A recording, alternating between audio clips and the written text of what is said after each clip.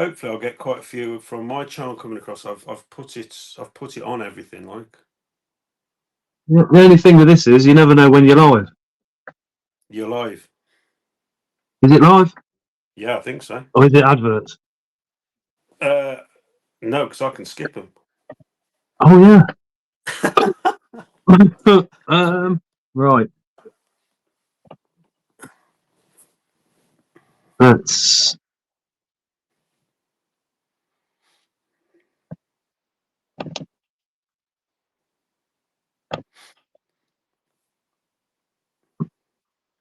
You all right there, dude? Let's go. Yeah, I just pressed the wrong thing on my laptop. Oh yeah, it's all right. Don't worry. At least As I'm per glad I came on early. Otherwise, we'd have been talking and not hearing each other. And I've got the laptop on behind my phone, so I'm using my phone. But right. I've put my iPad on so I can see comments as well, but obviously I can't carry that around with me well because I've got to carry. Oh, we are live, yeah. Oh, let me hit this button. Swagger down the street with your red lips and funky beat. You better hold your head up to the sky. I'm gonna roll with you till the day I die.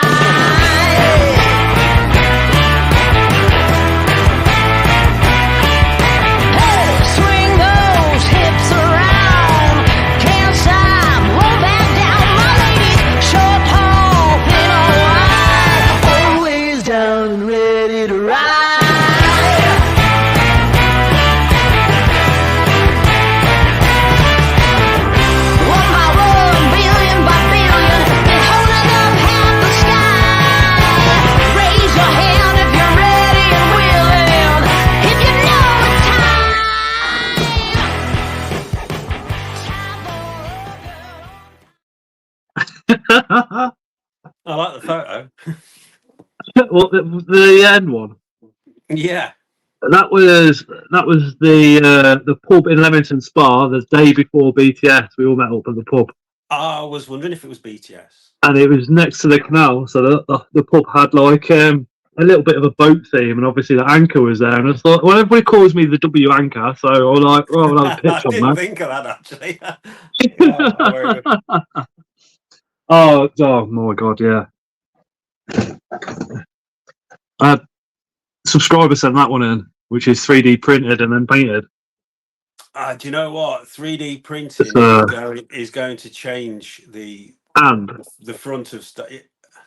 That's webbing there. Oh, right, okay. And a house spider, so it's like I don't like moving it around too much anymore because house spiders on there. I'll show you something upstairs which is relevant to natural webbing with artificial webbing as well. Yeah. Hello to everybody that's live watching. If you like what we're doing this evening, please drop a like on this stream, and if you could possibly share it out, that would be absolutely fantastic. Just going to go across the comments quickly, Jason, and just say hello. Carry on, dude. Carry on. So, I have got them here, actually. I can see them. I remember to bring them. Hey, Shane. Hi, Craig. Hey, Dave. Hey, Tron. Hey, Exotic. Enclosures. Hey, Dave. Hi, Piggy. Hey, Craig. Piggy, if you want to put those details into the comments, that's completely fine. Hey, Poppy. Poppy, who wants to be called Hannah, but her name on YouTube is Poppy, so I'll get some crap off her later on, but you know, it's Poppy. Hey, Susan. Hey, Greg. Hi, Ian. Hi, Helen. Hey, Leah. Hey, Alice. Hey, Stephanie. I think is that it? I hope I said hello to everybody that's commented so far. I'll just say hello to everyone in chat. It's easier. Helen wants a 3D printer, but I need to understand it more. I bought hey Kelly, hey GK. I bought a second-hand 3D printer, but it was just beyond repair, unfortunately. Right. But this was, this about 2-3 years ago now, before the 3D printing stuff actually came out. But when you think about the 3D printer and you think about your tarantula hides and your cork bark,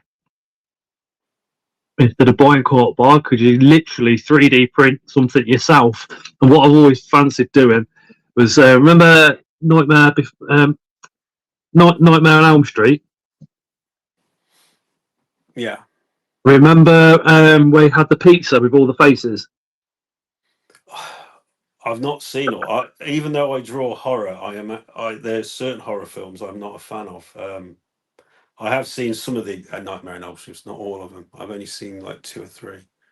Well, imagine the court bar being like a tree trunk with the faces all pushing out. Oh yeah, so basically like in Game all of the way Thrones, around it. Like in Game of Thrones, the trees with the faces on them. Yeah. But I mean, the inside could have little sharp bits, but surely there must be like a sander that you could put on a drill and just go.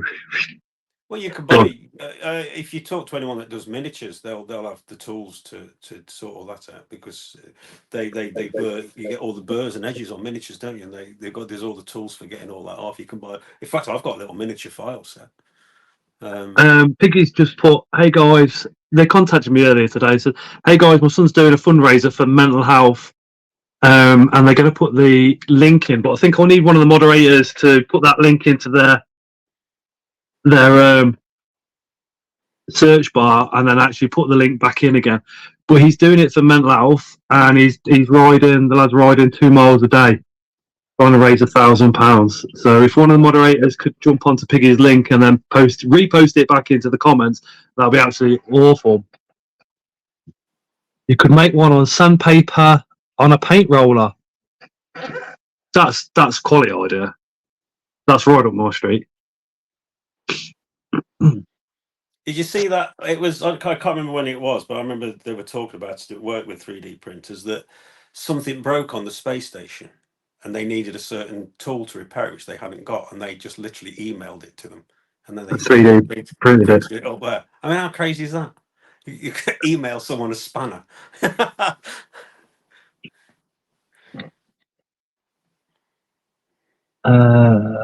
Helen says, "I'm struggling with mental health."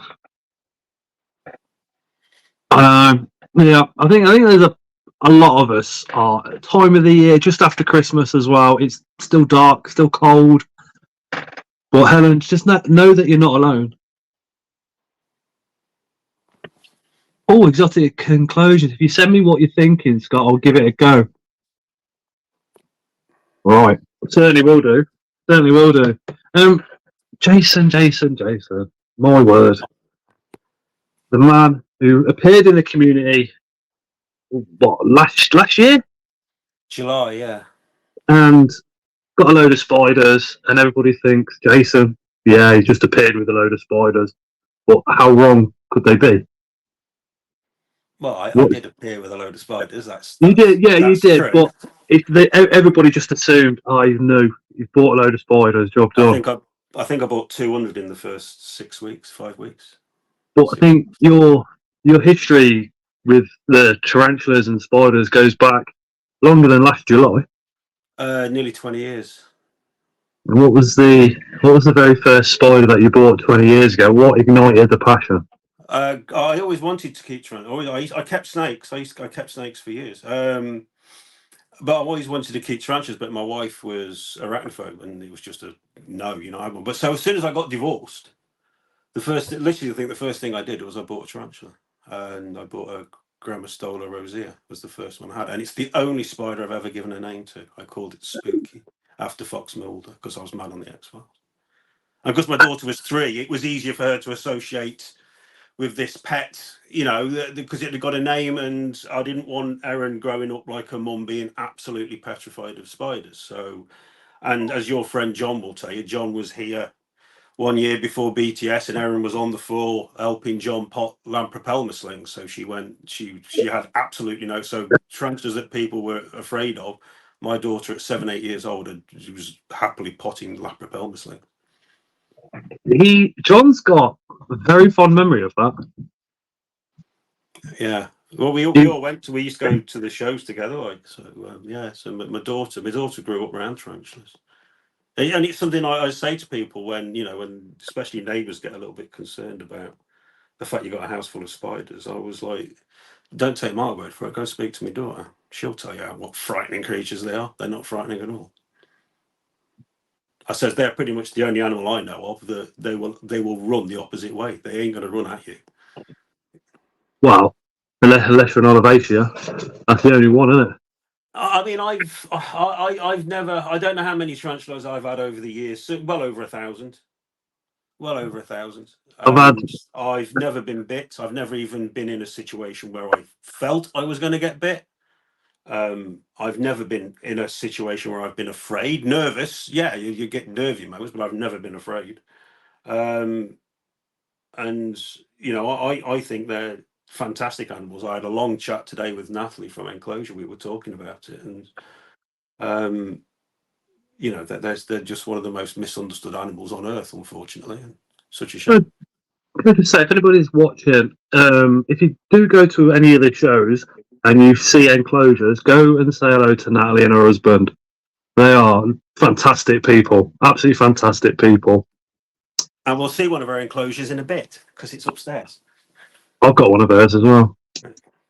Got one. It's probably about so tall. All right. But it's got it's got all my Panda King isopods in it. All right. Mine's 4 foot by 3 foot by something. She said it's the biggest tank she's ever made. It's the biggest enclosure she's ever made. So, what came first, the tarantulas or the love for the horror and the statues? What, with me? Yeah. I mean, I don't know. I as a kid, I was always, because I grew up in the countryside, and you know, I was always got my head in a pond looking at newts and frogs and things like that, and the insects. And my granddad, who was a farmer, had told me all about the animals and the wildlife around me. My dad did as well. My dad had grown up in the country. Well, my whole family had grown up in the countryside, and I was mesmerised by nature anyway. And I've always been massively interested in wildlife and nature, and my entire life, probably because of my start in life, I'm a complete loner. I've always been a loner. I've always been happy with my own company. So I used to quite happily go wandering off and doing that. But I from a very early age, I can remember my dad used to, because we used to have the Sunday matinee films, and we used to sit down and watch the westerns and things like that. And then when I was 7 years old, out of nowhere came Star Wars, and I was like, what? And prior to that, I was watching the films, you know, the Ray Harryhausen films. So you got the Sinbads and the Jason the Argonauts, and I used to love, because I love dinosaurs, and I used to draw dinosaurs all the time. And then obviously that led into fantasy and sci-fi, and so from a very, very early age, it was wildlife, but it was also fantasy and things like that. That impressioned on me, well, for my whole life, my entire life. See, Jason and the Argonauts and that. I mean, I was watching that from a very, very young age, mainly because that's what my stepdad was into. Nowhere near kind of collectible level or anything like that. He really enjoyed the films. So we were watching that, and then we'd be talking about it, because he's not the kind of person to sit there and watch a film and that's it. He'd be like imagining if things were real now. So we'd watch something like the Roman Empire or something, where they've got thousands and thousands of Romans all dressed up on a hillside for a cinematic shot. And he was the first one to say they actually went to several schools and got the kids to dress up for this actual shot. I was like, no, they're all adults, and you know, since then we've looked into it and everything, and it was all kids, and they got paid zero for doing it as well, just to be in the film. Like, but this is like 40, 50 years ago. Jason and the Argonauts, man, those films were awesome. Yeah, they absolutely awesome. I mean, I still watch them to this day. So yeah, it was, you know, it was massively. And when I was talking to one of the lads at work, he's only in his 20s, and I was telling him, he was amazed. I said, when I was a kid, you couldn't come home and just put the Cartoon Network on. You had 2 hours of TV. And that was it, and that's all you had. You came home from school at 4 o'clock. You had the little kiddie programs on at 4:45. You didn't watch that. 4 o'clock, you know, it was like, oh, you kids, you know, I can remember, like, you had like Scooby Doo or Godzilla, the cartoons, He-Man. that was your main cartoons like that you were into. They kick in and you'd have something else. 6 o'clock, it was done and dusted. It was it. That was the news. Well, Then it was like after the cartoons, you'd have either Blue Peter that or, was or shit. Grange Yell or Biker Grove, something like that, and then suddenly it'd go back to Mum and Daddy's TV. Do you know what I mean? Wouldn't it? Yeah, I used to flick over every now and again on BBC Two at 6 o'clock. You'd have Laurel and Hardy, and I used to watch them, and I still watch Laurel and Hardy to this day. That And just used to get me another 15 minutes of TV sort of thing, and then it was Mum and Dad's time then for the telly, and that was it. You would do. So that's all you had. You had 2 hours, and hey, Bastion, so it Saturday was. mornings as well. You used to have a few cartoons on. You'd have a film in the afternoon if you timed it right. You used to get like a decent film in the afternoon. And then the wrestling Then on the a Saturday. Saturday morning, you'd have like Tiz Was or something like that. And occasionally, because there was only 4 channels, you'd have like the Lone Ranger, the coloured the one that was in colour from the 70s, and Tarzan as well was one I always used to watch. But yeah, that was it. So that was where the drawing came from. I used to sit and, because you couldn't watch it, I used to draw it. And my dad noticed from a very early age I could draw. So my dad's good at drawing. My dad, he did art, like, and so he sat me down and sort of taught me to draw, kind of thing. But he said, from a little kid, he said you could look at something, you could draw it. If it was there, you could draw it. So yeah, that was where so it all really kicked off at the same time. I think with the TV, Sunday afternoons as well. Sunday afternoons were when you got to watch not quite adult films, but nearly adult films with your mum and dad. I mean, it was westerns. It was westerns or World War II films. My dad used to sit and we'd have dinner, and then my parents would fall asleep for 2 hours. So me and my brother were like, "Right, what's on telly?" But back when I was a kid, colour TV was out. We just didn't have a lot of money, so we had a black and white one. My stepdad eventually got it insured and poured coffee on it, and we got a colour one. That's how we got the first colour TV. But we had a black and white TV in the bedroom as well, and there wasn't even a remote. You had to tune it with your fingers, like literally. The telly was older than me at the time. Yeah. You had to walk up to a dial and turn it to tune it in, and it would go all fuzzy and stuff before getting that proper picture. And then Channel 5 came out, and it was like, I can't find it. Our remote control was my brother, because he used to sit about 3 foot from the telly, so you just used to press 1, press 3. And then when we did get a remote control telly, you never saw the remote because my dad had it. It wasn't too bad for us, because my dad, I was the one that was. They used to call me Square Eyes, because I was transfixed to the TV. I loved being able to, and I still do, to it's not just a film; it's someone's imagination. Someone's visualized what they've imagined, and I think that's a huge, beautiful thing to do. So I used to immerse myself in fantasy and things like that, and I still do that. It's just the good old days before the internet, and then you knew what the outside looked like because you were always outside. Yeah. It's mad when you think about it. I can remember I was cleaning some stuff out, and I found a camera, a Minolta camera, film camera, and you can see 24 in the window. It's still got 24 pictures. So I gave it to Erin. I gave it to my daughter. I said she'd have been about 12 at the time. I said, "Here," I said, "that you can go and take some pictures with that." I said, so she's looking in the back. She goes, "Where do you see the picture?" I said, "It's on a film." I said, "You got to send that off, mate." She was like, "Oh, what?" I gave a disposable camera to Layla once for one of her school trips a few years ago, and she was like, "What's this?" She just didn't even recognise it as a camera. No. I was like, "Give it back. Just take your phone." I did black and white photo development for the Duke of Edinburgh, and that was like, I mean, again, this is way before technology as we know it today. So you start off with literally a blank canvas, and slowly, the black and the whites come out, and then you have this detailed image of a picture that you've just taken or you've taken a couple of days before. That used to fascinate me. Yeah.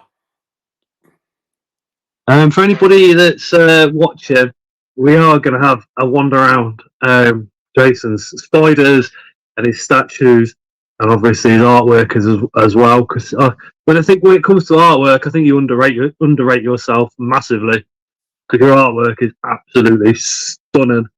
When I put this thumbnail together and I put Pinhead on, I was just looking at it, and I was just like, this is just unbelievable. Cheers. And to think that one of my friends has made it is just like, how do I know somebody like this that can produce this this type of skill level? It blew my mind, absolutely blows my mind, because you can zoom in on it as well, because I did on my phone, and the detailing on it is absolutely phenomenal, absolutely phenomenal. Well, that's on A4, and I've literally just started. I started yesterday, the day before yesterday. I've got an A3 pad now, and I've just started on an A3 piece, so it's going to be huge. So yeah, so I'm about 5 hours into that, and I envisage to get it finished, it's going to be at least another 20 hours. Oh, when the prints come out, I'm getting one, maybe two. Yeah, just let me know. I mean, Regan, bless her little heart's already bought 4. In fact, she's bought this one on here. I'm not even drawing it yet. All I did was I told her what film I'm drawing it from, and she was like, "Yeah, put me down for that." And yeah, so I'm doing all. And obviously, at the moment, I've not fixed the price yet, but at the moment, it's going to be no more than £45. But if you buy a second one, you'll get a discount on that, because obviously I've got to Hey, Christopher. I've got to put the postage and packaging in that price, but obviously it's not going to cost me any more to send 2 than it is 1. So technically your second one I could knock like 5% off the price. Your third one get another 5% off. Regan's bought 4, and I think it's worked out that she's only paid for 3. So She's a very happy lady. Yeah, she said she's dedicating a whole wall to my artwork now. That's awesome. on the phone. So yeah, so it's I've been quite blown away that people have been as sort of complimentary as they have been, and I'm massively critical of my work. I'm never happy with anything that I've drawn, as in I'm completely happy with it. I can see, I don't see what I've done right, I just see all the errors. Alice says the water drop pick is absolutely amazing. Yeah, cheers. That one was I wanted to draw something that I know I hate drawing, and I used to hate drawing water, so I just thought, well, let's put ourselves take ourselves out of our comfort zone. So I mean, I'm aiming that because I haven't sat down and drawn in a drawing book with pencils and rubbers and consciously drawing for about 34 years. I've only drawn with a bit pen, done cartoons of people at work, or I've drawn in people's cards.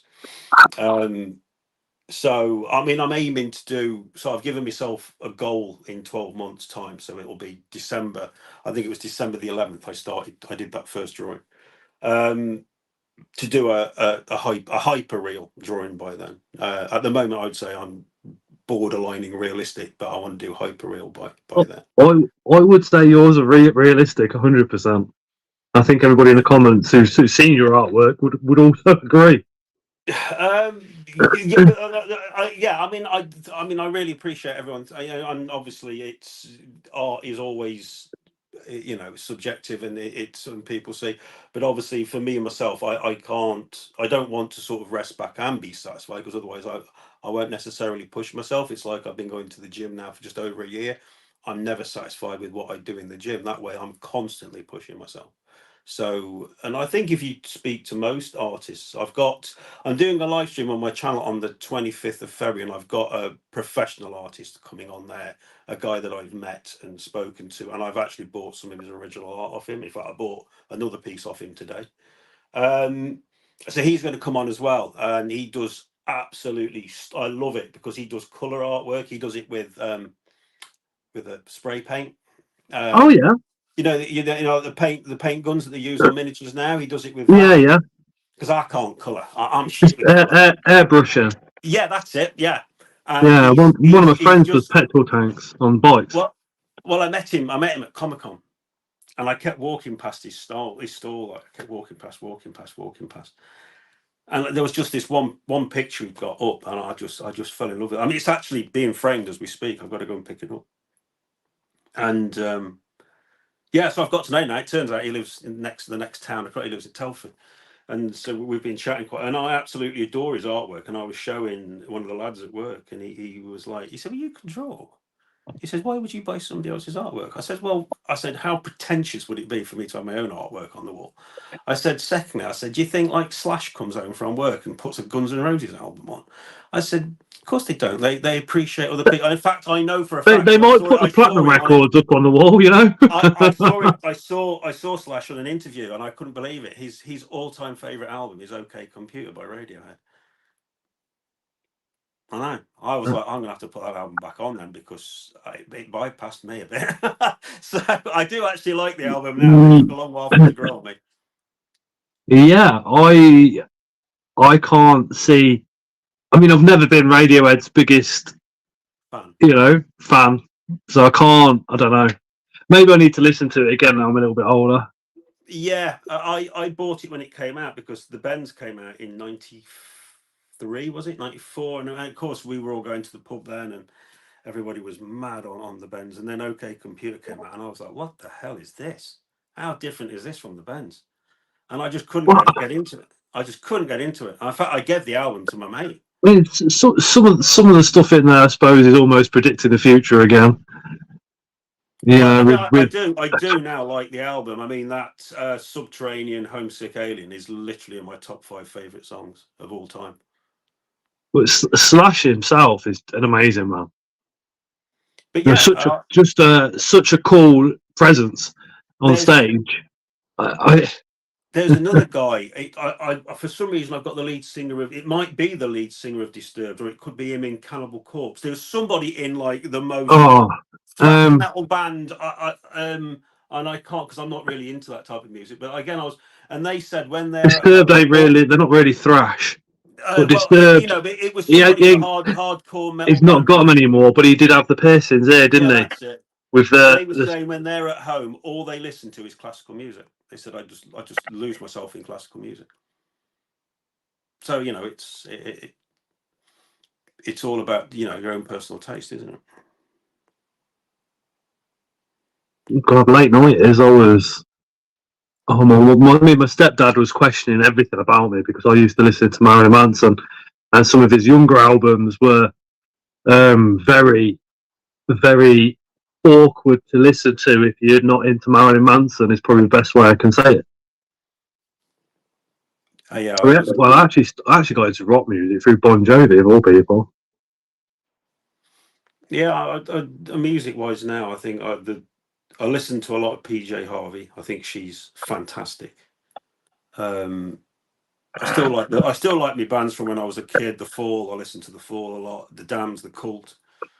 Stuff like that. It's but I mean, I've got a much wider taste. My daughter now always sends me music through, because she's musically she's very good. She plays guitar and bass guitar, and so we'll sort of bounce songs back from each other when we find something that we like. So yeah, I listen to a lot of different things now. But it's strange for me, because when I was at college, you had the Rockers Corner and the Ravers Corner.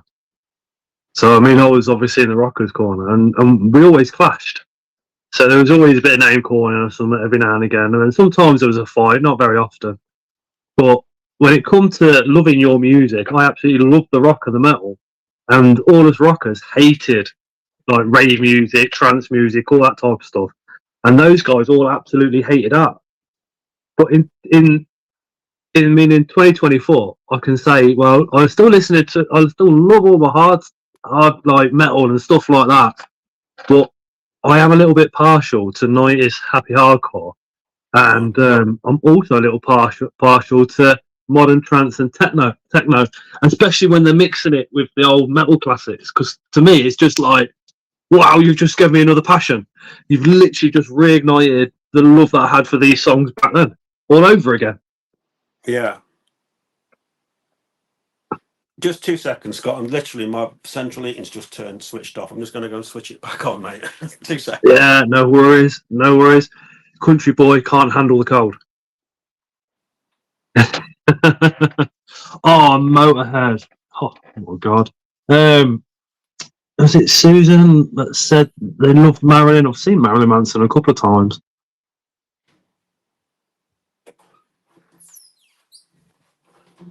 One band that I wish I'd seen and never did was Nirvana. I'm seeing Tool. I'm seeing Tool in May.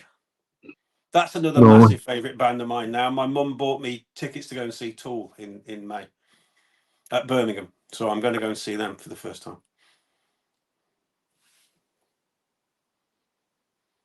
Oh, in May. So if you Yeah. come over a little bit earlier to Birmingham, and if I pick up John, we could come and meet you for a coffee beforehand. Yeah, well, it's at the. I'll probably go down in the afternoon anyway. It's at the the NIA. It's that big. It's not actually in the NIA. It's at the complex right next door to it, but you park at the NIA. So That's yeah, not I'll be too there. far for us. Nah, I'll be Awesome. there. Awesome. I Do you think was going to go down about lunchtime anyway, and have a wander around, have a look around, and make a bit of a day of it there, sort of thing, Do you think any of that those music influences will show in your artwork over time? Oh, definitely. I mean, I've already got sort of. I keep taking screenshots of things. I've been watching something on TV, and I'm like, "Oh, that I'm going to draw that." So, but yeah, it's got influences from all sorts of things. Do you ever think you could do something like an art piece, like Slashers, Hannibal Lecter, or one of the other horror characters? Do you know what I mean? Sorry, could you say that again? I said, do you reckon you could actually like take Slash and turn him into like Hannibal Lecter or another horror character? Yeah. And do that type, because that would be awesome. When I was a kid, I mean, I can sit now and I can sit and draw out of my head, but I literally won't know what I'm drawing. It will just appear on the paper, and that's what I used to do when I was a kid. And I always start with the eye, which is why I love drawing eyes now, because I always used to start drawing an eye as a kid. And my mum or my nan or whoever would say, "What you're drawing?" I'd be like, "I don't know yet." And I just build it out from the eye, and invariably it was always I did create some monster, some creature of some description. No, I'll just quickly address an issue that's in the comments. You got blocked on Mark's live because Corley Crawley, who was a moderator, decided to block people like a plonk dong.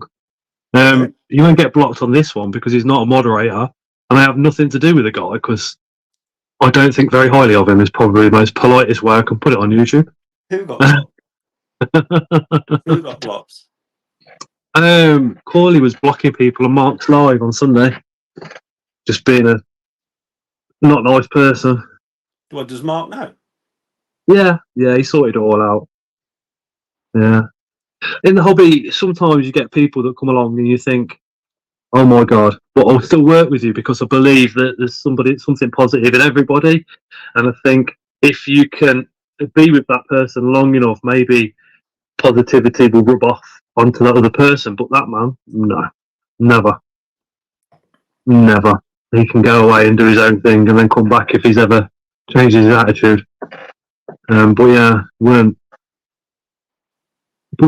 that's what happened on Sunday. Oh, right, okay. But anyway, we don't do drama, do we? We do spiders. Amongst other things. Spiders, artwork, statues, the gym. Very busy. The YouTube. 3 YouTube channels now. I think I've put all of them, and yeah, they're all down in the description. But if one of the moderators would kindly get those links from the description and put them into the comments. Especially my art one. If we can get my art one, it's 14 off 100. If I could get 100, that'd be 100 within a month. That'd be 8. And if you're not subscribed, please pop over to Jason's channels and subscribe. He's a lot more organised than the rest of us. The rest of us just have like one channel, put all sorts on it. Jason split, so he's now got 3 independent channels from each other doing spiders, your statues, and your artwork, Yeah. which is pretty damn brilliant. Oh, so my Poppy, way too old for that crap. I'm actually 45 in February.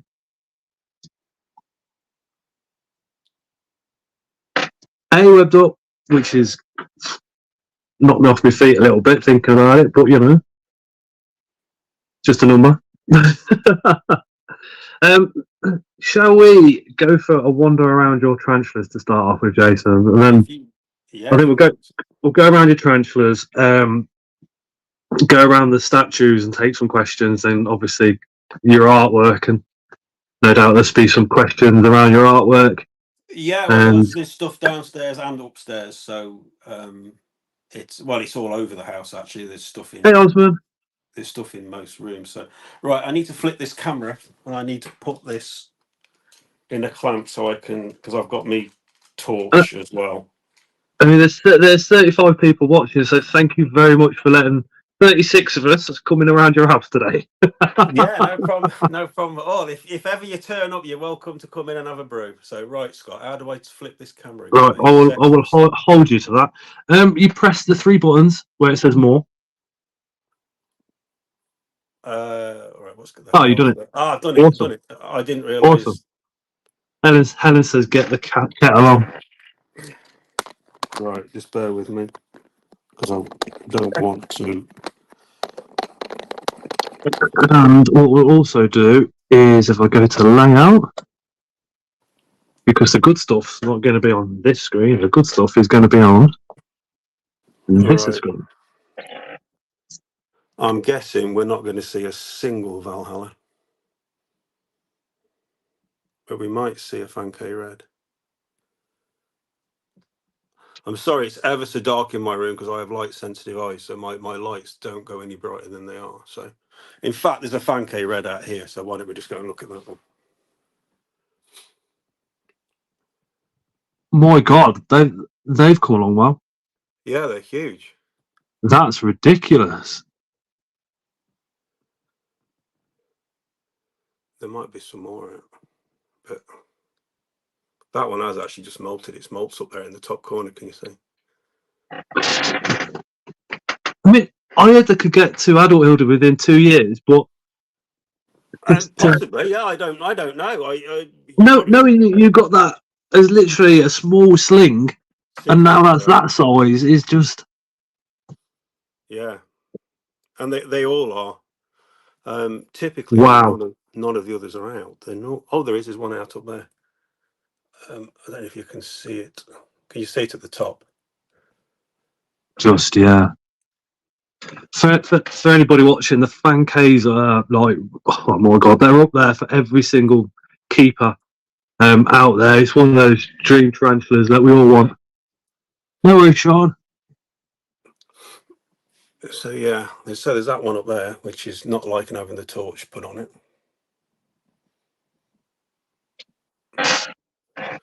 So there's those, and then I don't keep these like this. I've set them like this so we can see them because they go all the way. So we've got literally just for tonight's live stacked up. So these are some of my Simiroxy Gorums. There's one Simiroxy Gorum out there. I don't. So these. Oh, there's one Simiroxy Gorum out over there as well. There's some more in the other tubs. I don't know if you can see that one's how well that's coming out.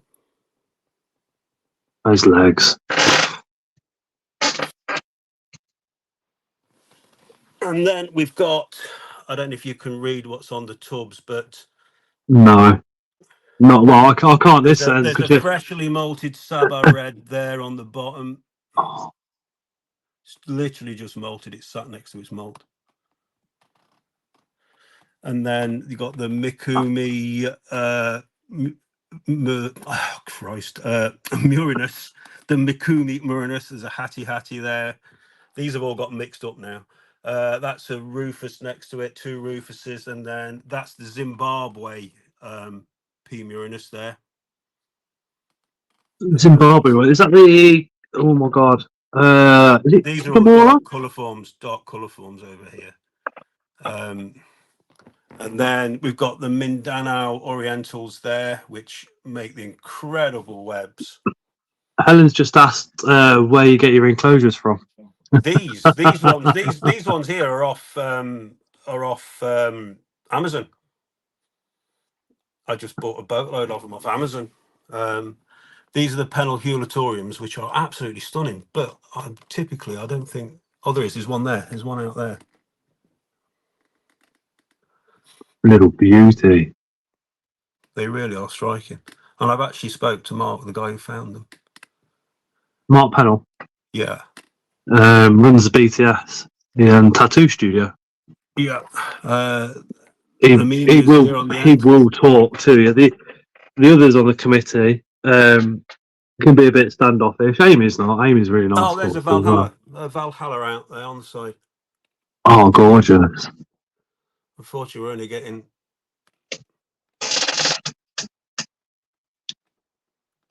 So there's one of my Valhallas. I think I've got 8 Valhallas. Oh, hang on. I've got to move. Did you say you've only got 8 Valhallas? I've only got 8 now. I did have 10. I've got 1. Sabar Blues. These have molted, but they're absolutely stunning. All 3 of them have molted. I did have 4, but 1 died, unfortunately. I've got a large Judy / subadults. Fankei red Sabar blue, top, which you can just see through the web. Just see it through the web. There's a Sabar red there. Oh wow! That's a Sabar red. I mean, look how much they've grown, because they were tiny when they were absolutely minute. Yeah. These are all Sabar reds now. That is mind blowing. Just how much they have actually grown. There's a Sabar blue, showing the blue. Yeah.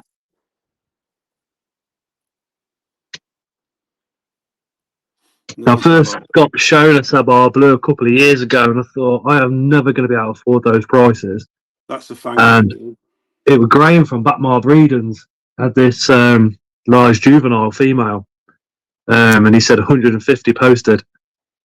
So I spoke to the wife and said, "We're going to be skint." And sometimes you do, though, don't you? Sometimes you just got to pull the trigger and to hell with it. Well, I do. I'm a shopaholic. I am. Some of the dark colourform Kenyas on the end here, you can just see one at the top there. These skier detties, that's how I say it, skier detties. These are ace as well when you can see them. These Orientals. They are P Sabar red. They're not the Rufus, no. These are P Sabar reds. And that's Rufus there as well. And he's got the Rufus. These are the Achaeas. There's an Achaea.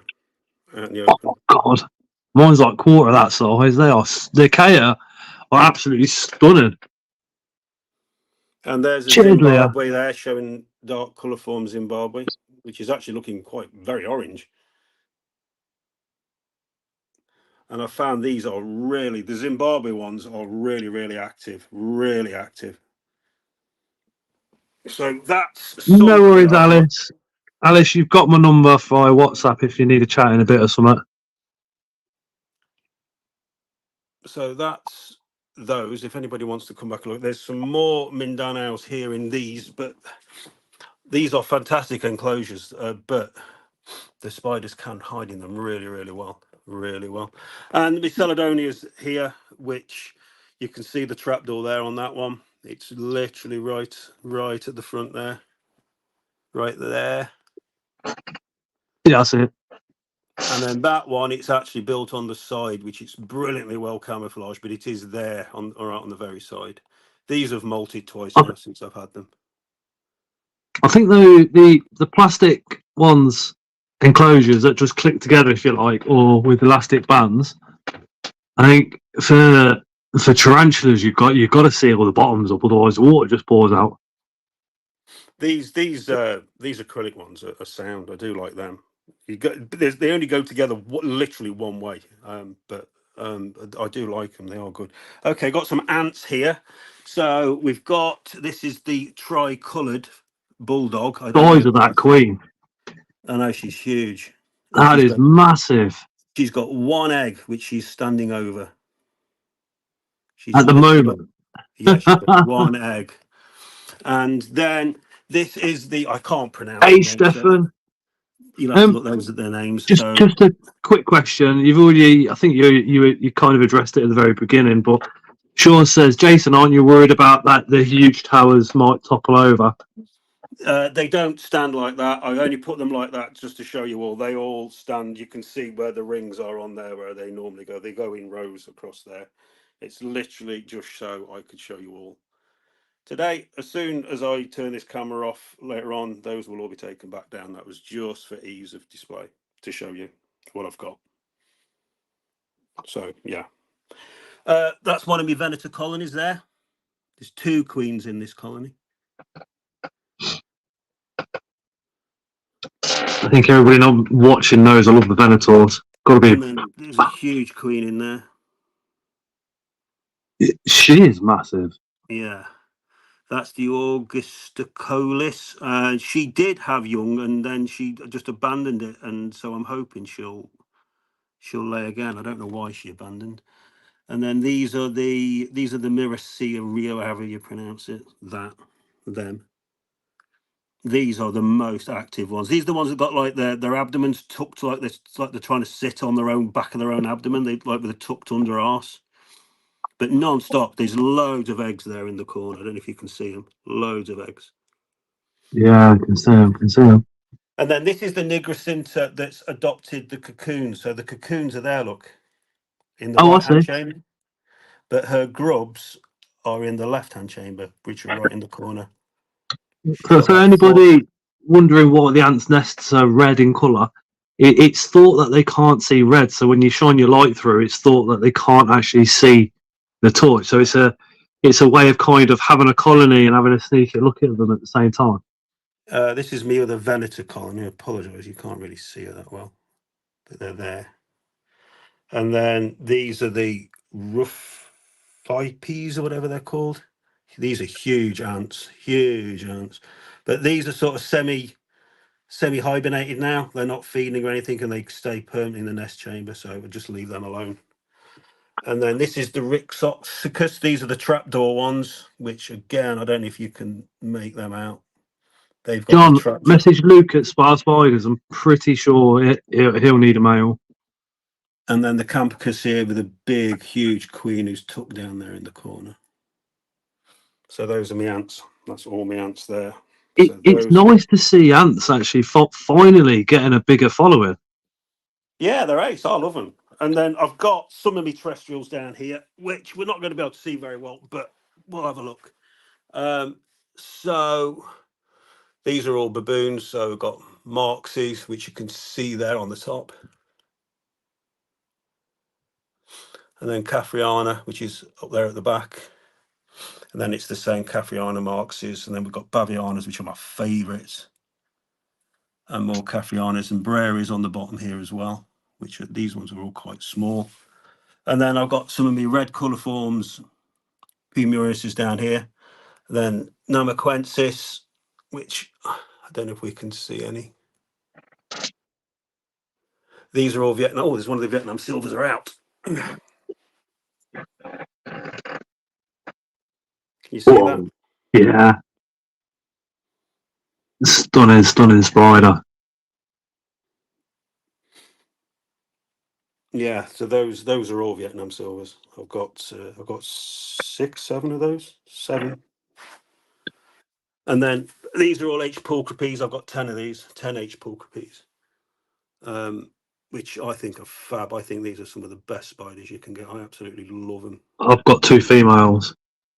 They really are ace. I just love I've got the baboons at the one. moment.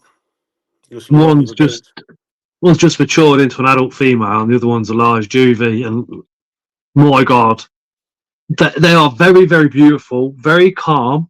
I say that because mine are, but my friend, I went to feed his, and his wasn't moving very well. So he was a little bit worried. So I took a closer look, and she actually jumped at me.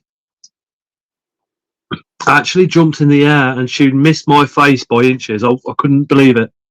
really kind of, put the brakes on me for a little bit. That did. And got a load of Imeras in here, and then at the back, unfortunately, I couldn't get all these out. So I've got Devomanthus, I've got Panamars, another Semiroxygorums in here. Then these are the Viridis. I've got a whole load of the Viridis, the black femurs of Viridis. And then got Cancrakens over there, and the Ranong and Philippinus all in there. So those are all my slings, and then Scorpions. H. Pulchripips, Helen. Got scorpions too? Sorry? You got scorpions as well? So I'm just answering a few of the comments. You're not going to see them there. They're under the log. They're tiny little things. And then, 2 Solanus. And then I've got 2 of those, which are just stake Sciences, yeah. And then we've got statues then, if you want to, because the rest of the tranches are upstairs. So this is one of the first ones I got. This is a quarter scale Sauron from Lord of the Rings. It's 42 inches tall. It weighs about 48 kilos, I think it is. So you see, to me, I would literally, if sitting at home, I would say, yeah, that's probably about 5 or 10 kilograms. When you say 48 kilograms, I think it's about that. Yeah, it's bloody heavy. Just before you show us the rest of the statues, how did you get into statues? And literally, where did the passion for the statue collecting come from? It was just, I think as a kid, I had Playmobil and Lego, and I used to like the figures and just setting them up and looking at them. I had the Kenner Star Wars figures, and as I got older, I just always used to think to myself, wouldn't it be ace if someone made absolute top tier replicas of characters from films? And I didn't realize there were companies doing it for a long time, and I just sort of stumbled into it really accidentally, and I started off buying 6th scale and slowly moved up and up and up, and as you'll see, I now buy 1/1 scale. Yeah, there's most of the companies that do it now are Asian companies, so yeah, if you want to get into it, the price of these things are insane, but the shipping on them is even more insane. Correct me if I'm wrong, but 1-to-1, does that mean life scale, life size? Yeah, I've got a life size one upstairs, and I've got 2 more coming this year. Yeah, so that's Sauron. That is probably, I mean, that's real chainmail. That is real chain. I'm not going to touch it because it weighs a ton. It will fall off. So that chainmail is real. And if you look at all the detailing in the armor, I mean, these things are built to be absolutely precise, accurate. I'm just gobsmacked. I would kill for that. That is serious. And there's a serious get. And then we've got here, unfortunately, the yellow. I won't put the torch on it. The Balrog. I've got, this is prime one as well. This is a 9 scale. Let me just say, it's 9 o'clock. So on this channel, 9 o'clock is our watershed. So after 9 o'clock, we do swear. Could be a bit of adult conversation. So if you've got any kids watching, remove them now because we will swear. And I am going to swear because that Balrog is fucking amazing. Absolutely amazing. And you've got Gandalf here. So you've got on the bridge of Khazad-dûm. So that's the whole bridge there as well. Yeah, you got the bridge. Oh my god! I'm actually getting this base because you've got all the skulls and bones of the dwarfs in there, and the same on there as well. But I'm sending this off to a friend, Alan, who's actually a miniature painter. He's got a company called Morpheus Models. I'll show you upstairs. He's custom painted one of my statues upstairs, and he's going to be only the base. He's going to custom paint this base when I eventually get around to shipping it to him. But this base on its own weighs, I think, about 25 kilos. I think I'm going to do a load of steroids and come around your house and steal a load. I mean, I've got no words for that statue. Yeah, these literally are all sold out now. I mean, one of my favourite parts of the films is literally when Gandalf takes Balrog on, and that is just. And people don't realise it's actually a fair fight because they're both Maiars. They are both the same species. They are both the same thing. It's just Balrogs chose the form of Balrogs and Gandalf chose the form of an old man. But technically, they're the same. I think that's why Gandalf was so fearful about getting into the fight in the first place. Well, the Balrogs have obviously they actually served Morgoth. Morgoth is Sauron's boss, who's been thrown into the void, which is why Sauron stepped up into his place. This is all in the Silmarillion. This is you need to sort of read the Silmarillion to know this. So there used to be an army of Balrogs, but there was a huge battle, and most of them were killed. Gothmog was the leader of the Balrogs, and but the only one they knew of was Dorin's Bane, because the elves moved into the mountain, and this one obviously they dug this one up. So Gandalf knew this one was in the mines of Moria, and obviously because of the fact that they served Morgoth, they were incredibly powerful things. Because Shelob the spider, which most of you will know about, her Yeah, brother was called Ungoliant, who was powerful enough to trap Morgoth. And it was actually the Balrogs that came to Morgoth's rescue. So, you know, an army of Balrogs actually were enough to scare Ungoliant away. So they're incredibly powerful creatures in the lore of Lord of the Rings. But yeah, both Maiars, Gandalf a Maiar, Balrog a Maiar. I was on a live chat once and people couldn't get their heads around that. I said, yeah, exactly the same thing. They're both basically like sort of lesser demigods. I can't get my head around that statue. That is just insane. And then this was when I started collecting again, because I used to have a line called Court of the Dead. I won't get into all that now, but this was the first one I had when I started my collection all over again, this is half scale. This is Prime One Studios again. Those are Prime One. Cheers, This is Leo. Prime One. And this is my half scale Terminator from the first film. And you can tell it's from the first film because of accuracy. It's got I don't know if you can see the broken tibia. That's when it's limping down the hall after them. It's because in the lorry crash at the end of the film, it broke his tibia. So they've even got the broken tibia on the back. I had such a crush on Sarah Connor. I've met Michael Bean. I met him last year. I got some photographs of me with him, and I was actually showing him the photographs of this statue, and he was absolutely gobsmacked. He didn't realise that they made things like this. So yeah, this was my first one. So this is half scale, and this is the hardest statue to put together because the instruction. This comes in about 60 parts, I think it was, something like that. I can't remember now, but it took me about 3 hours to assemble this. Yeah, a labour of love. Oh my god!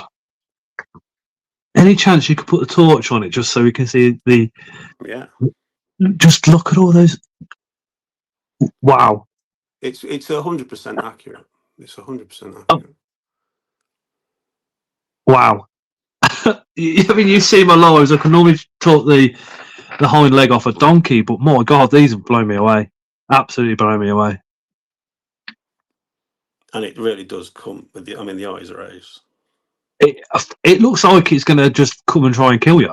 When you sit on that sofa over there, and I sit down and think this is really unnerving because it looks like it's going to come and get you. But yeah, and then probably the best statue in my collection. I think it's my best statue. And when I did a review on this next one, a load of people went out and bought it, and they all messaged me and said, "Thank God they watched my review because I think this is probably Prime One's best ever statue." Is the Alien? Is that on Haunt of the Collector one?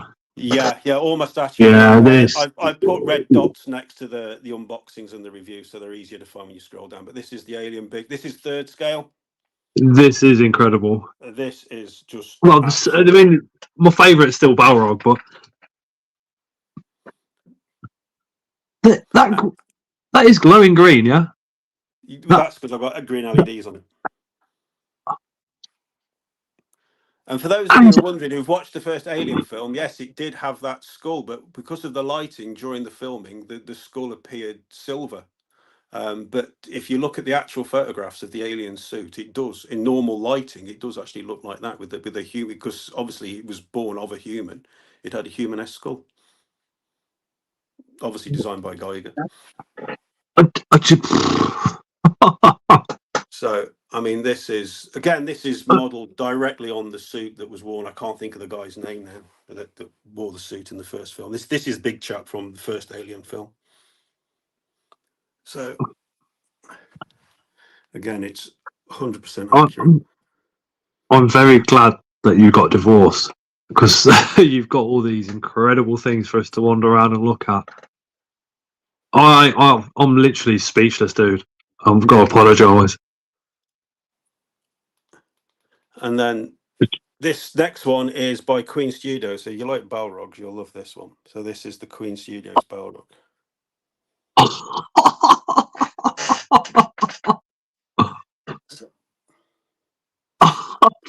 Fuck.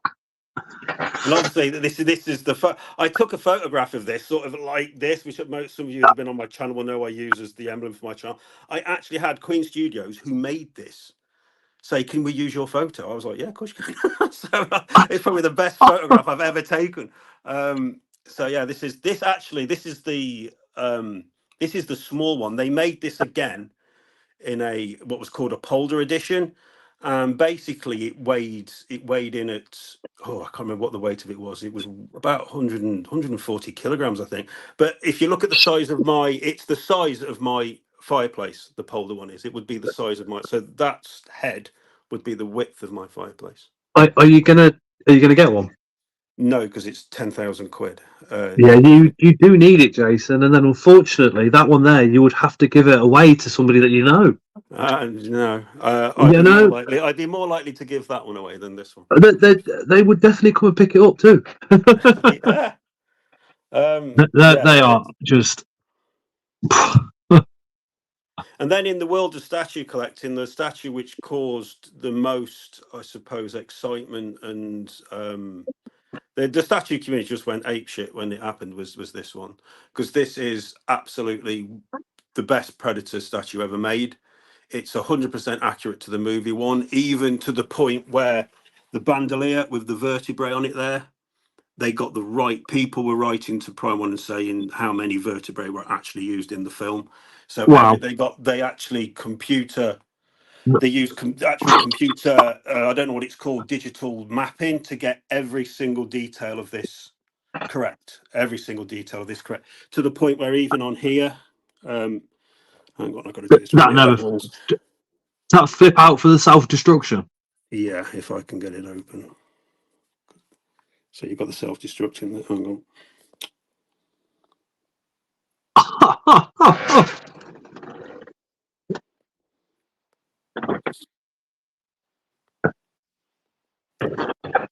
That, my God, that is an awesome statue. Sorry, is my camera flipped round the wrong way? Yeah, it's gone TikTok style instead of YouTube style. I don't know why. Hang on, why is it doing that? Just bear with me. Yeah, no worries. There you go. Yeah, so you got the laser sighting in there. So could you just put the torch on that one again? There's even, you've got John Hopper's dog tag, you've got Mac's skull, and there's even fish in the water.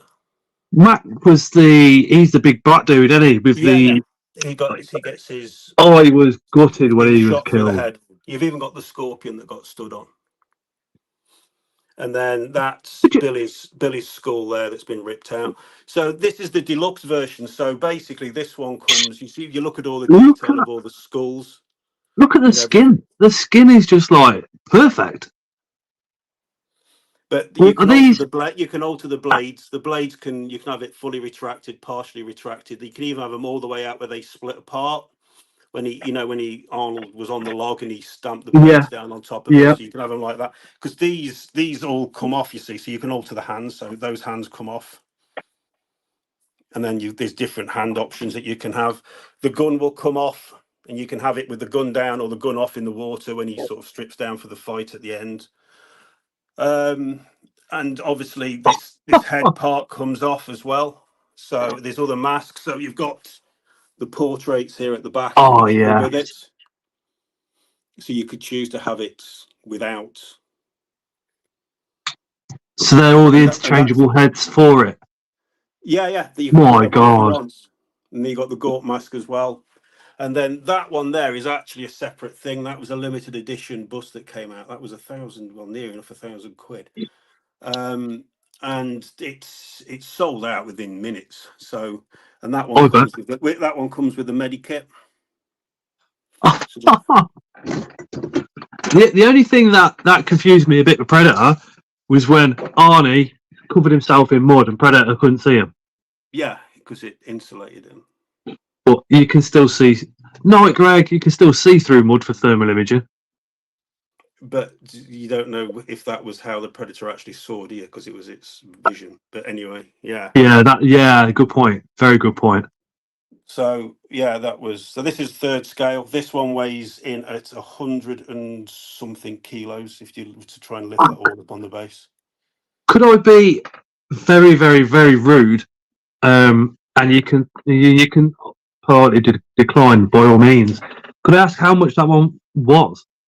This what without the bust the statue, because I had the deluxe one. There was like three different options, and the top one was the deluxe one because you got all the added extras. I think it was £3,500, and then another £1,200 to ship it here. So £3,500, but £1,500 to get it shipped to the UK, Yeah, and then you got to pay tax when it gets here. and then the tax. Yeah, yeah. So it's not cheap. Is And the tax 20%? There's only a handful of these in the UK. I don't know how many. There's probably no more than 3 or 4, I imagine, that I know of. I take it they're hand painted. Yeah. They're pretty much they're all edition sizes. This one's sold out. You can't buy this now for love nor money. You'd only buy it second hand, and it obviously would be an elevated price. Most of these statues are basically investments. They're Incredible. some of them go for insane money on the second-hand market. Insane. It's not as bad as it used to be since COVID, but there's still some now. That Alien will be worth a fortune. The Terminator as well. This one, it's their value is only going to go up. One of the few things in life you can buy and take it out of the box, and it will increase its value. And then, if we go up from there, I've got one of my favourite statues, and actually one of my cheapest statues as well. That Lord of the Rings again? Is my Uruk-hai Berserker. I absolutely love this. I absolutely love it. Absolutely riddled with arrows. As he was. I mean, the blood and everything on him looks so good. All the weapons and that on the base are all made of metal.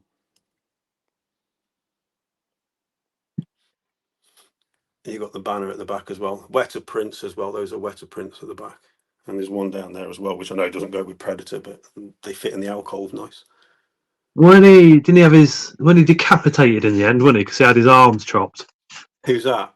No, that's Lurtz. He's upstairs. This is this is on the battlements of the two towers. These are the berserkers in the two towers that attack Helm's Deep.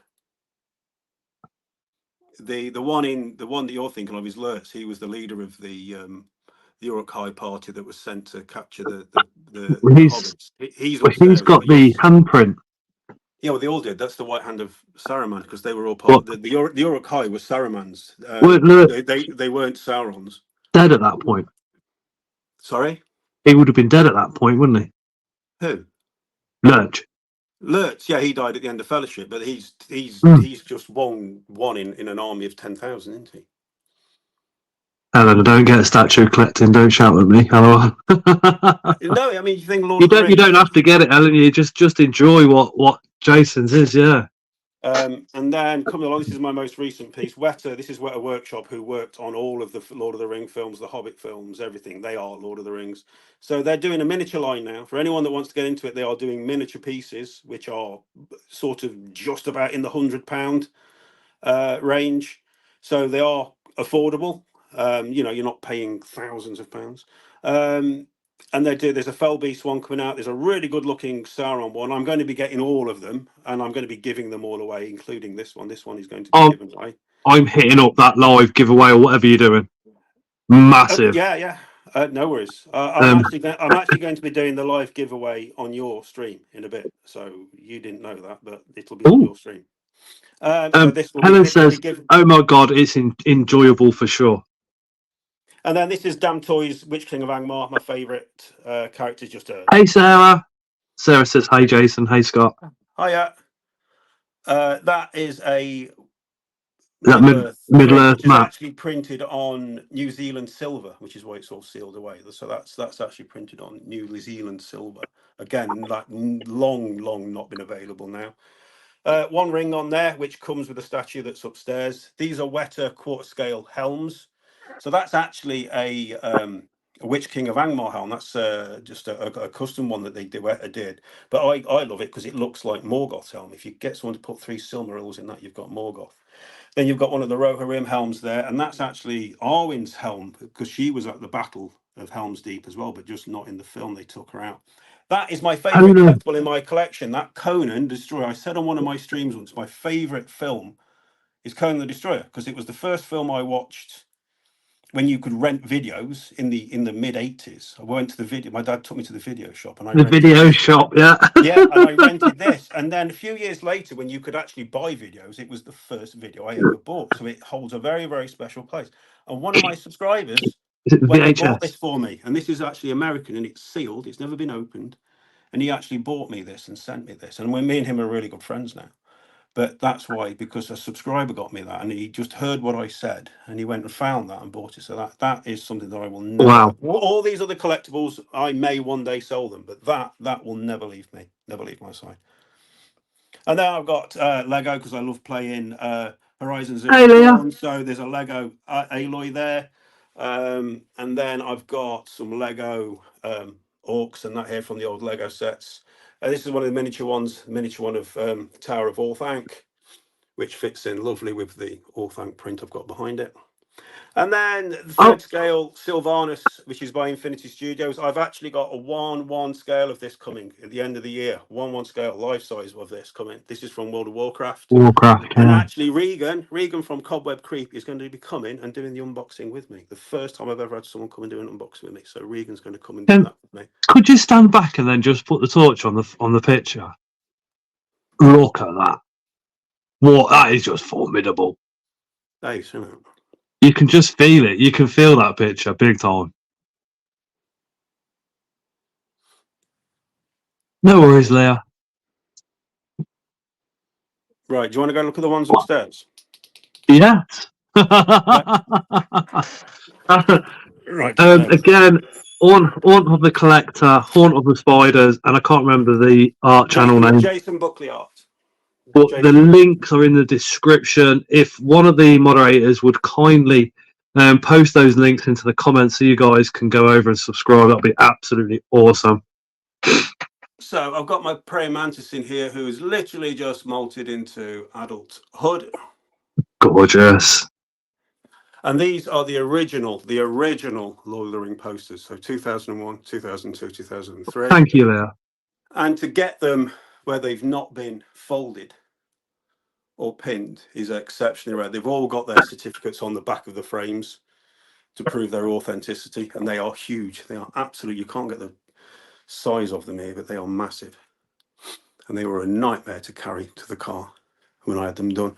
And in the window over here, we've got my free roaming orb.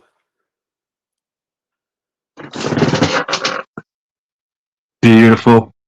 I can't get to it. I'm literally hitting one of her webs now because she's built this web goes all the way across. I don't know if it's coming out all the way across here, all the way down. Oh, there's my Lego UCS Landspeeder from Star Wars because I love Lego. So she's there. Right, okay. So the one you were talking about was Lurtz, who's here. So this is Prime 1 Lurtz. Now this is the base I had custom painted by Alan. He custom painted all because the base originally was atrocious. So Alan custom painted all this for me. He didn't do Lurtz, just the base. So there's Lurtz, again, Prime 1 Studios, quarter scale. And then that is Middle-earth. That Middle-earth print is from Weta Workshop. And I had it put in an old frame. I went to the framing studio, and I'm not going to say how much it is, but that frame cost me more than that statue. Is that just purely because of the age of the frame? Yeah, because of the age of it, because I wanted it old to look like it belongs in Bag End. And how old is the frame? Did they know? They did tell. It's all written on the back of it. It weighs a ton. It absolutely weighs a ton. But yeah, so. And then down here, I've got Frodo and Gollum, and this light of a loon does actually light up, so I need to take that off. There you go. So that does actually light up. That, oh, So Gollum's got like real hair. that was it? And then there's all web on the base here with all bones from Sherlock. Wasn't the light taken from the star, wasn't it? Yeah, the light of a loon. Yeah, which he was given by Galadriel. And you see he's got the one ring on there. She is my favourite female character in that film. And Sting, and you can actually see that the web there is actually from the spiders that live in here. Because it's in Sherlock's lair, so it actually doesn't need to be dusted. So I leave it because it just makes it look more real. So fantastic likeness of Elijah Wood, and the look on Gollum's face is just perfect. Spectacular. And there's all bones again, everything on the base. You've got the one ring on the base. And again, going around the base, this is one of the, and this was actually not an I mean, people say it is expensive, but the price of statues, it wasn't. It came in at well under £1,000. About, I think it was about 780 quid. The sword's metal as well. So yeah, and then around here we've got my Balfouri. So this is the enclosure that Natalie made. Hey, Matt. So it's 4 foot by something or another. So this is my Balfouri commune in here. There's 58 Balfouris in here. And they were all out before. Every single, well, not all, every single one, but there was about 20 or 30 of them are out, and now they've all gone. Yeah, the only time mine are all out is when I spray it all down with the water.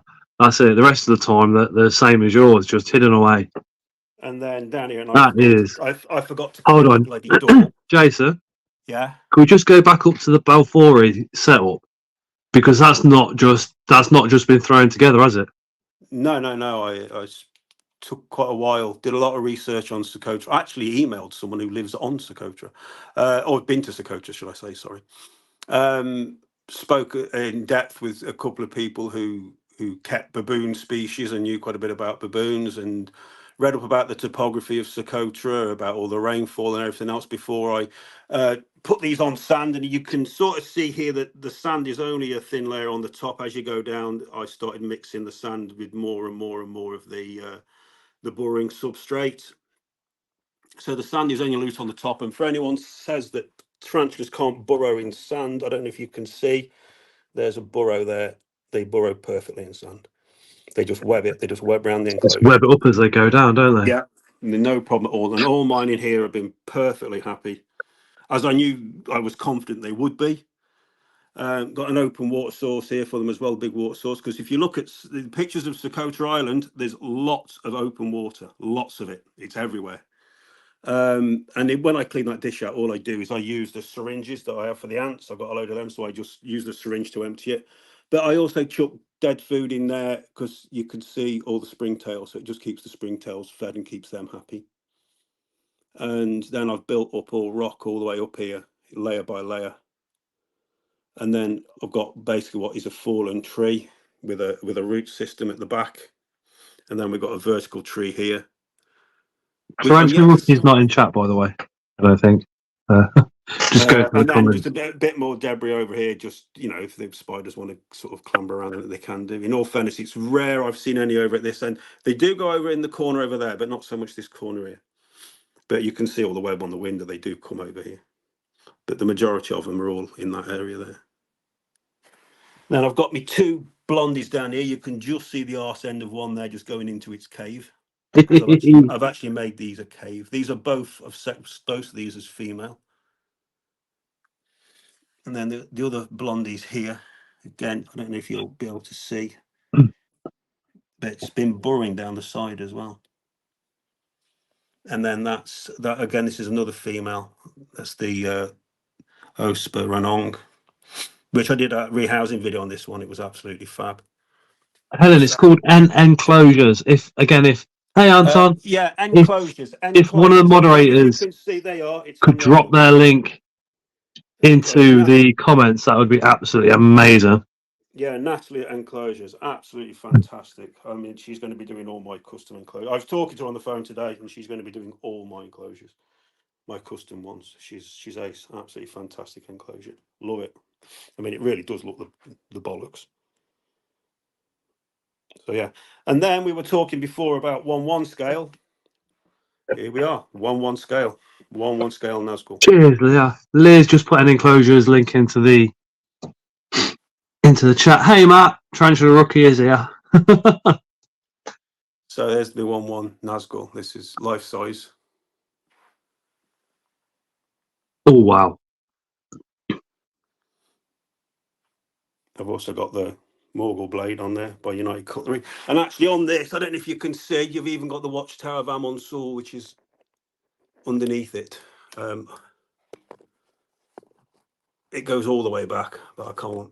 You'd have to lift him off to see it, unfortunately. It's not very well designed. The new Witch King one that's coming out, which is 1:1 scale, is far better. You've got Minas Morgul on that, but yeah, it's life size. It's huge. And I've got the UC Nazgul sword as well. Wow. Again, I'm just lost for words. Absolutely lost for words. Detail. I mean, you can see me in the mirror there next to it, so you can see how big it is. And absolutely nothing in the head, look, so it's absolutely... And just quickly, I've actually got the Lego Rivendell as well. Unfortunately, I broke my display case, so I've had to order another one. They're custom made, but this is the best Lego set ever made, ever. It is just stunning. Council of Elrond. So I've got to get this case repaired, but yeah. And I'll just quickly, while I'm here, I also collect Lego and other sort of toys and things, which I'm lots of them. So I've got some of the mini epics by Weta as well, which are in here. It's loads of Lego sets, all unopened. Some horror stuff there as well, which I'm doing a whole like toy shop window display thing, but it's just been put on hold for the time being. But yeah, so that's everything up here. So there you go. So this is what when I come to bed, I've got all this around me. So that literally, there's my bed. So I've actually got the Nazgul at the end of my bed. And that's why I'm single. So yeah, so there's that, and that's so do you say you wanted to look at the drawings as well, Scott? Yeah, please. And then we'll go to the comments for questions on the spiders, the statues, and Jason's drawings as well. No worries. And if somebody could put Jason's channel link for the drawings, for the illustrations into the comments, we would be very, very grateful. Again, on that channel, he's 14 subscribers away from the 100. So if you guys could make him up to 100, that would be epic. Absolutely epic. Okay.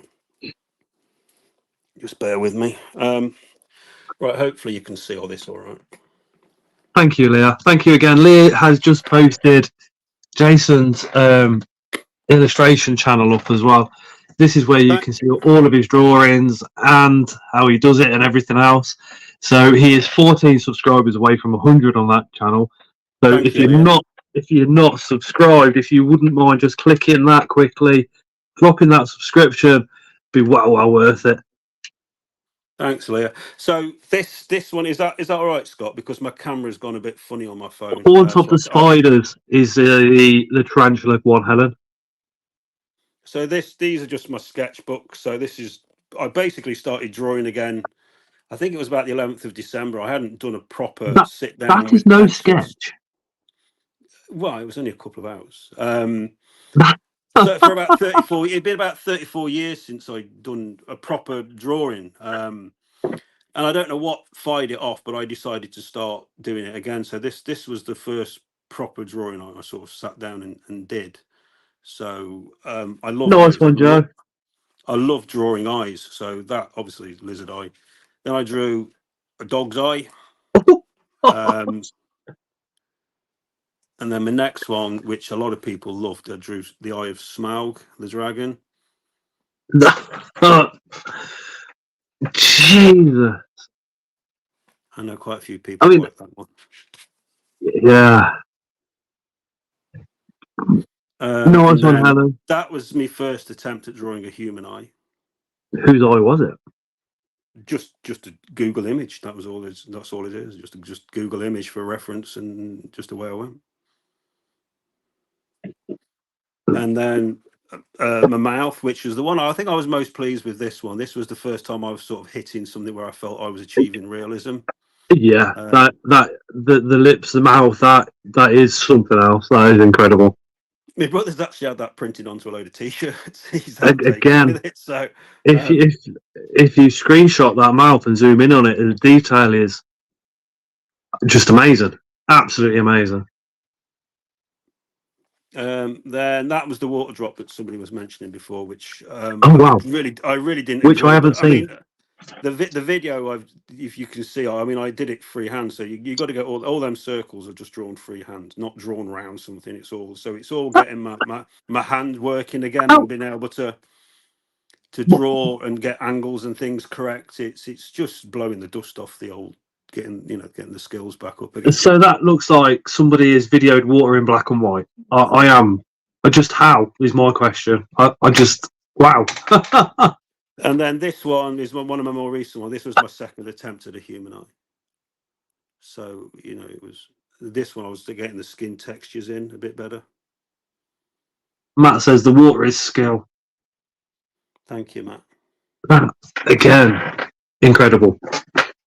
This was 2 hours. All these drawings were about 2.5 hours in this sketchbook. Not much more than that. I'm very excited to see where the drawings go in the future, because these are just then incredible. I decided to start doing portraits. So all these are available on Art Print. So you just need to message me if you're interested. So the first portrait I did was this one, which was obviously Boris Karloff as Frankenstein. So this was my first one that I did. That almost looks like he has zero brain. It looks like if that come out of the picture, there'd be a hollowness at the top. That's incredible. I nearly abandoned this. one. This was my first one, and I was getting immensely frustrated because I freehand everything. Everything I do, I always have since a kid. I've always freehanded. Jason, you could do tattoo sketches for people. Sarah says bloody hell. Helen again says, Jason, you're very, very skilled. Cheers, guys. Extremely talented is probably an understatement. I nearly abandoned it. I can't remember. It was somewhere. I think it was around I wasn't happy with the forehead at all, and I was kept going wrong around the nose, and I nearly tore the page out. But I ended up going to bed and coming back down the next day and readdressed it all. And yeah, so the people say I've got a lot of patience to do this. I've actually got very little patience. All I'd say to people is when you're drawing is don't give up. Your drawing does go through a stage where it just doesn't look right and it looks wrong. Just walk away from it, leave it for a day, come back, and that's what I do. And you can always adjust things and everything else. And someone's asked me if I'll start doing tutorial videos. I don't think I'm quite sort of experienced enough yet necessarily to do that, but if people want me to talk through how I do my drawings, then I'm happy to do it. I mean, the drawing I'm doing at the moment, that's all the equipment that I'm using. There's a lot of stuff. So that was my first full portrait. Then my next portrait I did was Venom. So that was my second one. Fucking hell. and I think that actually took me just a couple of hours to draw that. That was all it was. But I mean, there's not really a great deal of detail in it. Yeah. So that was my second one. Yeah, a couple of people have asked if you could do a talk through video. Would be epic. Yeah, definitely. This was just a random image, and it was really just about practicing getting skin tones. I saw this image, and I just thought, wow, that's really complex portrait to draw.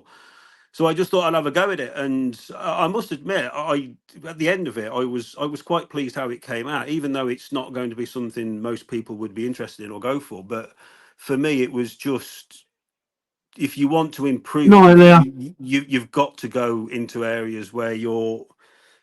Oh, good night, Leah. You've got to do things that you're not comfortable with, and it was difficult. There was a lot of concentrating doing this, getting all them wrinkles and everything in, and getting. So yeah. And then the next one was Armada, which was off Rebel Moon. I can't believe more of you guys haven't gone for this, because she is literally a giant spider. She is a giant spider. Yep. And her offspring have all been killed, and she's actually, her hand there is on a child's head. She's basically stealing human babies to exact her revenge, and this like ninja Jedi comes in to fight her. But yeah, so I went, as soon as I watched Rebel Moon and I saw her, I thought I've got to draw her. And this was the first drawing I did where I felt I was now achieving realism in my drawing, getting the background to be blurred, and so the picture that, you know, she's focused, and I was really happy with the reflections on her face and everything. So I think this one took about 8 or 9 hours to draw. I think I can't remember exactly. I do say on my video, so about 8 or 9 hours working this. So yeah, Armada out of Rebel Moon. Part 2 comes out later this year. That I just. And then the next one was the Xenomorph. Again, this one I nearly gave up as well, because I couldn't get the dome within the dome right. And I was going mad. The number of times I rubbed that out and started again, and then again I left it and came back to the next day, and just bumped, just went straight through it, no problem at all. So again, this was one that a lot of people liked. This about killed my 9B pencil. It's about destroyed my 9B. I think that's my 9B pencil there on the end. So yeah, it's that's the other thing as well. If you want to do pencil drawing, guys, you've got to, as I have and am doing, you've got to learn about layering, and it's a case of you go over and over and over and over something again and again, blending, going back, blending. It's a lot of repetitive, but it makes all the difference. Your drawing just goes from drawing to being sort of something that looks that bit better. So, and then obviously the next one I did was Pinhead. Yeah, fucking brilliant one that one is. Absolutely brilliant. I love this one. So Hence put it in the thumbnail. yeah, it was quite therapeutic to do, because I literally just went grid by grid. So it's the closest I've ever come to drawing by grids. I've never drawn by grids. I'm not knocking it. If it works, do it. Like I say, I've always freehanded. I just tend to correct as I go, and I do have to correct as I go. But this one was, I was sat there thinking to myself, oh, this is actually quite nice. You just go in a square at a time. You know, I'd think I'll do 2 more squares and I'll go and have a brew. And so yeah, so this out of all the horror films, the proper horror films, I think this is my favorite character. I think he just looks so cool. I think he just looks so cool. But the facial features behind the pins and behind those squares, he looks almost innocent. Well, technically he was. Well, yeah, of course, yeah. In Hellbound, he did turn good. When Kirsty pointed out to him who he was, he actually fought to protect her, didn't he? I stopped watching after Hellbound because they just went atrocious after. Although I did like the new one, the one that came out in 2023. That was Night, Craig. And that's the last one in there. Now the only other one I've got is the one I've started, which is A3, which I've only just started and no one has seen it yet. So if you want to have a sneak peek, you can do. But I literally have only just started this. But this is on A3, so it's huge. That's a silly question. Would you like a sneak peek? So do you do commission pieces, Jason Tron says? That depends on the piece, and it depends. Have you got Tron on Facebook? Yeah. There you go. I think the simple answer to that is, guys, for anyone that is interested in that, I don't do them for free. If I don't want to sound rude, you know, it's my spare time, and I'm not going to do something half-arsed. So I'm no. They're a work of art, Jason. You don't have to explain what you need to. Yeah, it's just you feel rude, sort of saying it to people, and so and again, it depends on the subject matter. It depends what other things I've got on. But I will say now, I am doing a commission piece soon for someone. But it just fell into what I was looking at doing anyway. So it just happened that fell into, into my future plans. So I agreed to do that, and that'll be the first one. So the answer to that is yes. Yes, I do commission pieces, but you need to contact me and we need to discuss it and talk about it, because it depends on the subject matter. Because there's things I will and won't draw. If I'm not going to enjoy drawing it, I'm not going to draw it. Is the simple thing, and I'm afraid I will do it as cheap as I can, but I won't be doing it for free. So this is just a preview, guys. This is about 5 hours work. It's on A3, so it's huge, but you will at least get an idea of what it is I'm doing. Oh yes. So that's literally just it started now. So Anybody in the comments recognise that? If nobody does, I'm closing down. Yeah, so it's basically just got all the sketches down, and this just the first bit is done, which is just obviously that bit there. That's the only bit I've done. So that's about that. In all fairness, when you look at the other ones, I mean, in all fairness, that there it might not look it, but because you look at the size of it, that is about 4 hours work there. It's about 4 hours to do that, and about an hour to sketch. Seeing those outlines and then seeing the figure in the middle at the top, it's just like wow, like what you start from, and that's what it's. I'm literally lost for words, dude. Well, that's sort of why I did the time lapse videos, really, so people can sort of see how the drawing builds up. But say if people want me to go more sort of in depth into it, then I'm happy to do that kind of thing. So John says, I would love your interpretation of a fantasy / sci-fi scorpion. Sorry, a what? A fantasy or sci-fi scorpion. Your interpretation of. Oh, right, okay. Helen says, we'll fire some questions at Jason now from the comments about everything that you've seen this evening. If you've got any questions, blast away now. Helen says, how did you learn to do the drawing and knowing the shades and the colours? So how did you grasp that? Sorry, the drawing.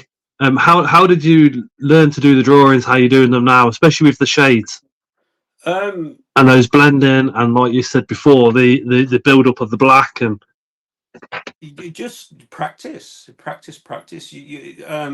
it's the same with anything you do in life. You start off knowing nothing, and you just spend time, and if you're passionate about it and you want to do it, you'll devote your time and efforts to it, and it's just practice. You go, like I said with the Frankenstein one, it took 10 hours. I could draw the Frankenstein one now probably in 3 hours.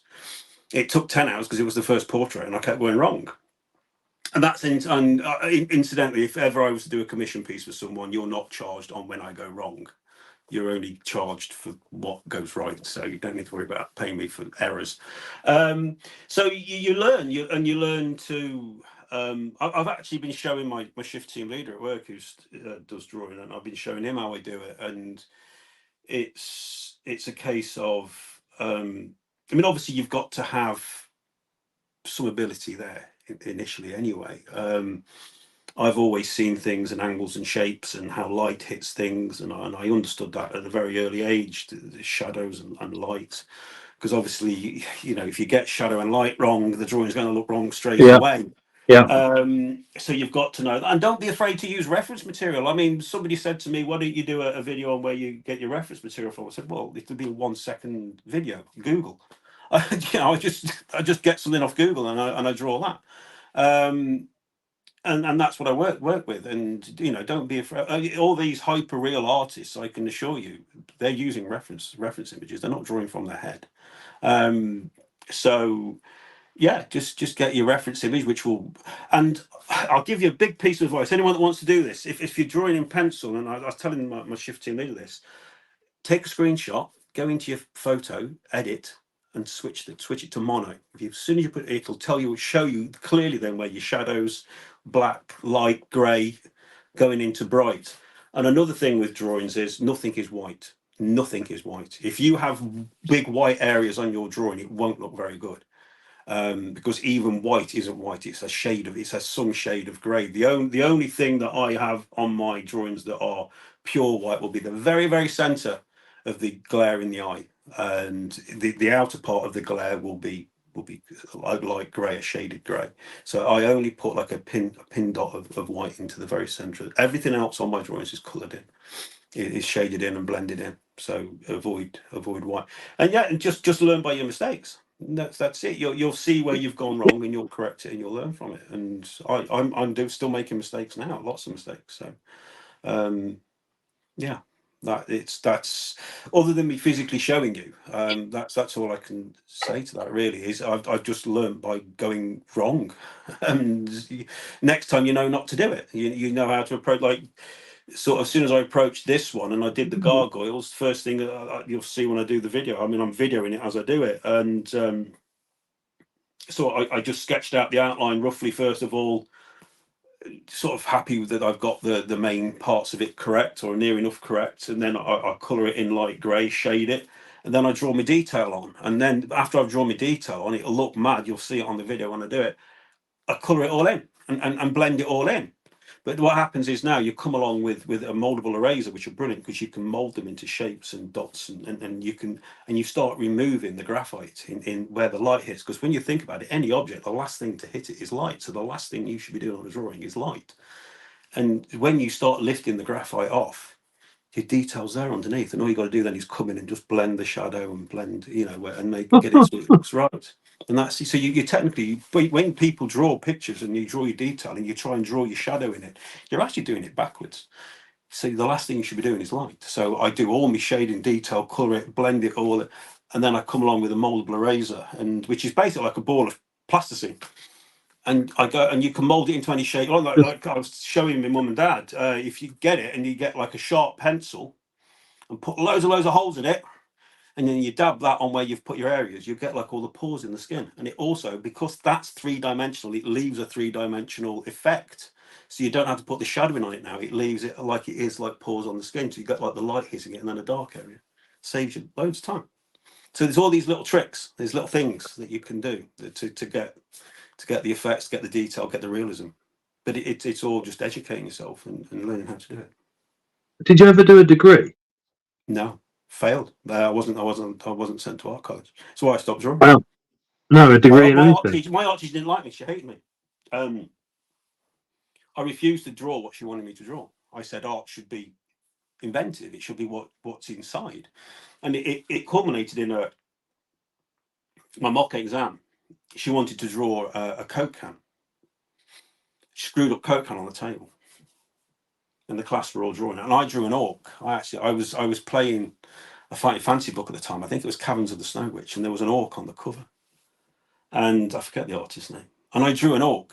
With a mooring star, whatever they're called. And The morning star with the ball with the spikes on the top. Her name was Mrs. Savage. And she actually said to me there and then, as a 15-year-old kid, she says, "I guarantee you will not pass your O level." And that was it. That was all she said. And so I couldn't go to art college. I didn't really want to go to art college. I'd already got a full-time job at 15, and I loved earning money. I was like, you don't earn money at college. You can't buy things. And so I wasn't really bothered.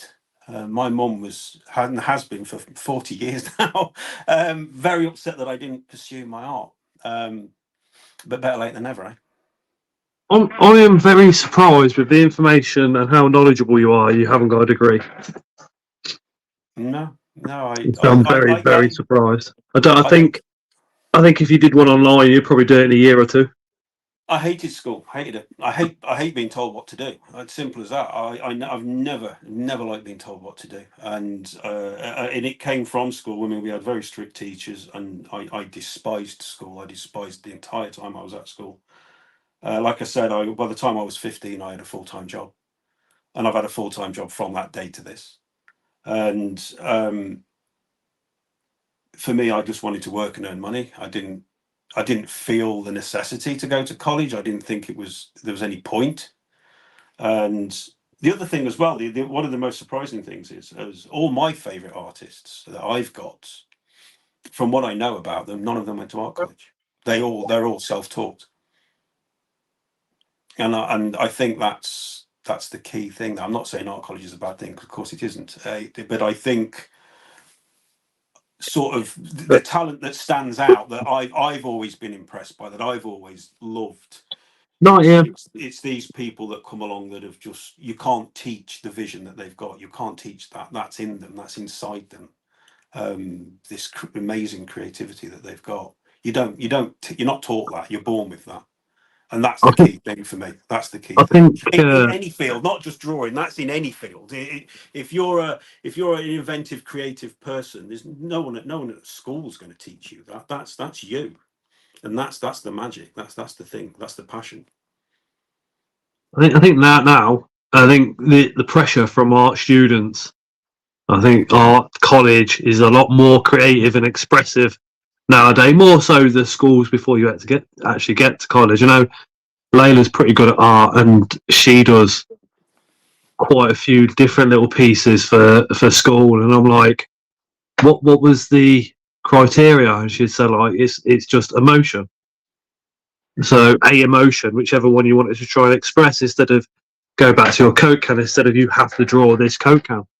And she's pretty much given free leeway to express that however she wishes on paper, which is pretty good.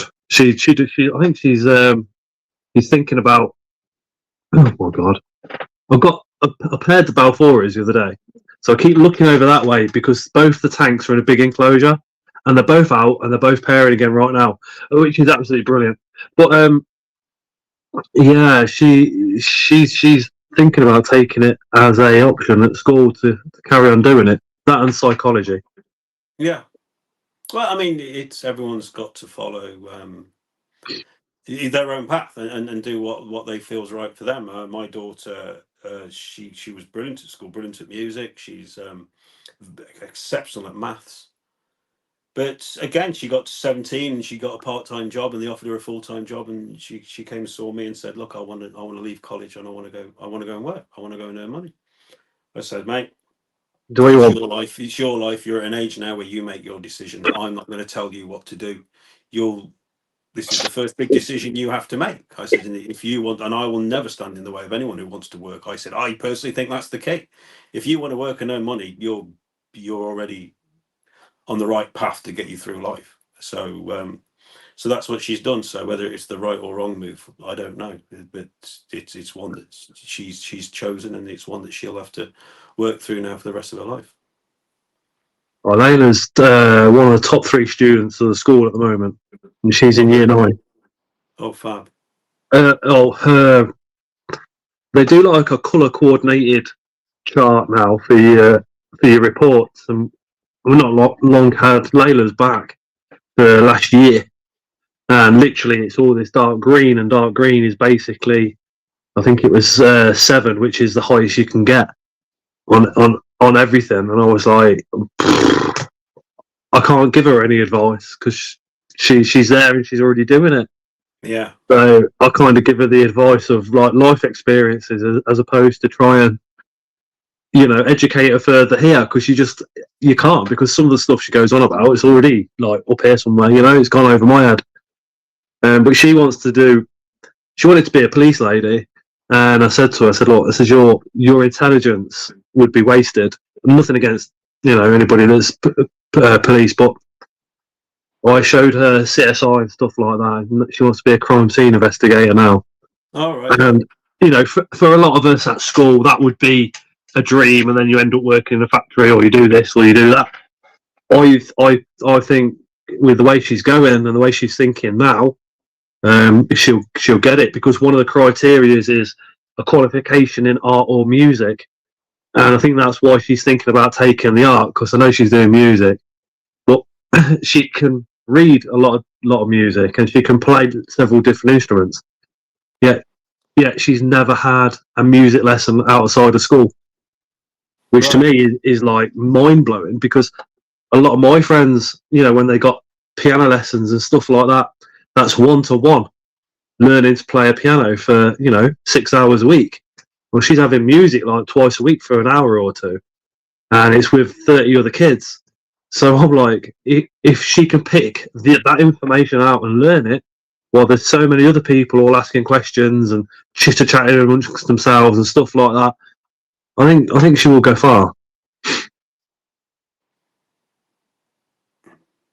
Well, I hope so. Yeah. So I'm sure she will. I'm sure she will. she's 14 and just started talking about boys, and I'm like, yeah, let's have a chat. What comes first, later, school or boys? School. Oh, good girl.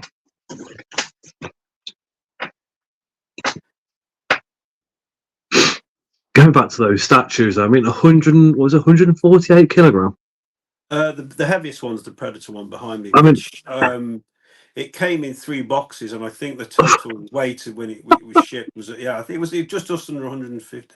No, was it? No, it was just over 100 kilos over the 3 boxes. I think it was. I think they were all 30 something kilos per box. I mean, I don't. You guys that are watching, I don't know if you've ever been to a gym and tried bench pressing like 100 kilogram. It's a weight that doesn't move. It's literally coming down. It's not one of these like off to the side or anything. It is coming down. It's such a heavy weight. It's unreal. So to have something that weighs that much is mind blowing. What did Helen's put a comment now? I just saw it come up. She says, "Do you just prat around with the pencils, and when you're shading, I think she means, do you learn with the shading by trial and error, just like literally by throwing the pencil on the paper and seeing what happens, and learning your own techniques?" To be honest with you, Helen, I'll just do a drawing. I don't tend, because I spent so many years drawing as a kid. I know how to hold the pencil. I know how to do shading. That knowledge is already there. I just need to sort of blow the dust off the gears and get them up and running again, sort of thing. So a lot of those sort of things there. I mean, the thing I'm having to learn now is realism and how you achieve realism. And I'm using equipment I didn't even know existed. And but it's like for example, if I can show you. So that was the first eye I did. So, no, actually, that's the second eye I did. Human eye. So if you look at the first human eye that I did. Well, how did you build up your shading to get to the level where you can shade and blend to that extremely high level? Well, just practice. It's you just work with the drawing. If you're not, the thing for me was not to abandon it, not to walk on. I nearly did with a few. And I'd obviously watched a couple of tutorials and sort of sat down and thought, right, I'll have a go with this. And I started. So you've everything that I have drawn, all the practice I have done, you've seen. I've shown it you. It's in these books. So I mean, if you look like with the shading, the first eye I did, you can't really see the eyelashes. They're sort of lost a little bit and overemphasized, and again, the skin textures are wrong. So, but then 2 weeks later, I came back and I knew where I'd gone wrong, and I did it again. And I'm just trying to get that so it's centralized. I think all of us would be happy in producing that first eye, let alone taking it up another level. Yeah, well, I mean, it'll go up again. I know. I don't want to sort of sound like I'm sort of being blasé, but I know my abilities at things. When I go to the gym, I know what I can and can't do, and I know when I almost kill myself on a cross train. I walk away. I think, no, I can do a bit more. I can do more than that. And I know with these drawings, I know without a shadow of a doubt that even any of them drawings there you've looked at. Yeah, Charlotte very sarcastically says, "Yeah, Jason, your first attempt was so bad." I'm probably at best at the moment. I'm hitting my potential at the most 75%. I'd say I've got a lot more to go yet. I can't wait to see that 25, but that extra 25 come. Helen says, those 2 eyes I've shown you there. There's 2 weeks between them. There's 2 weeks. Would you ever ever consider doing a tutorial video about shading? It's amazing. You make it sound easy, and I know from practice it certainly isn't. She said. It's yeah. I'll do it. I'll do a tutorial video. I'm even prepared to do. I've spoken to 2 people who've asked me this actually. Would you set the camera up and go on StreamYard? Obviously, not go online. That's a bit. You can record it and do it as a video afterwards. And show people like that, and have people live on the camera, and have me show. And I've said, yeah, of course, well, that's actually easier to do that than, because I can interact and you can ask questions as I go.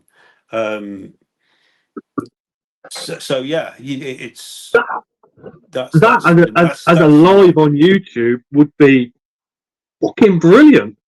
I'm not quite at the point of doing it as a live on YouTube. I'm only just getting, like, doing my own live streams with all the guys. Incidentally, you've just reminded me.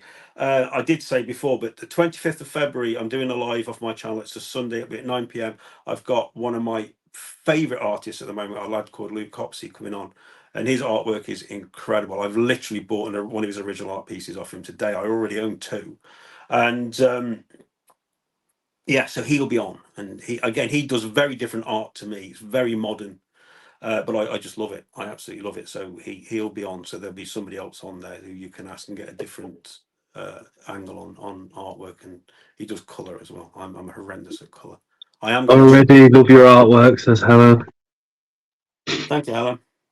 Yeah, I'll but yeah, it's just I've chatted to a couple of people about it. It's, you need to. I say I'll do a video on it, or I can do a StreamYard thing on it.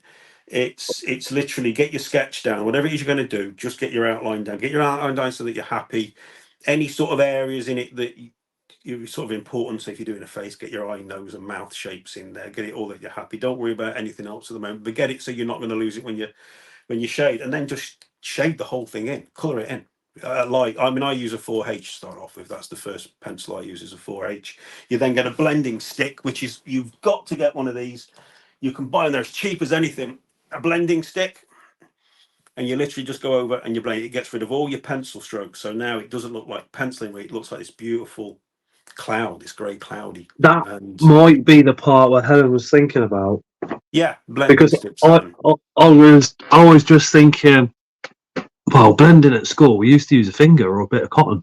Well, yeah, and you can, some people do use cotton wool, or you can use like makeup brushes. Makeup brushes will do the, but I use this because it's like a pencil, so you can then actually, because it will pick up, guide it wherever it's got pencil on it, so I can now draw with this. So I can, and the great thing is if you imagine, let's say you're drawing a crease in a face, so you've put your, so I use it at least a 4B, at least normally a 6B, to draw my black line. So because obviously in the crease is where it's darkest, and obviously you're working towards light. So as you blend out from, so you're starting at the dark crease and you're blending out, you're not having to worry about the perspective of light, because the actual physics of what you're doing, because you're dragging from the black line out, the graphite is wearing out naturally, so that will take you from your very dark to your light shade, so you will naturally get a dark to light.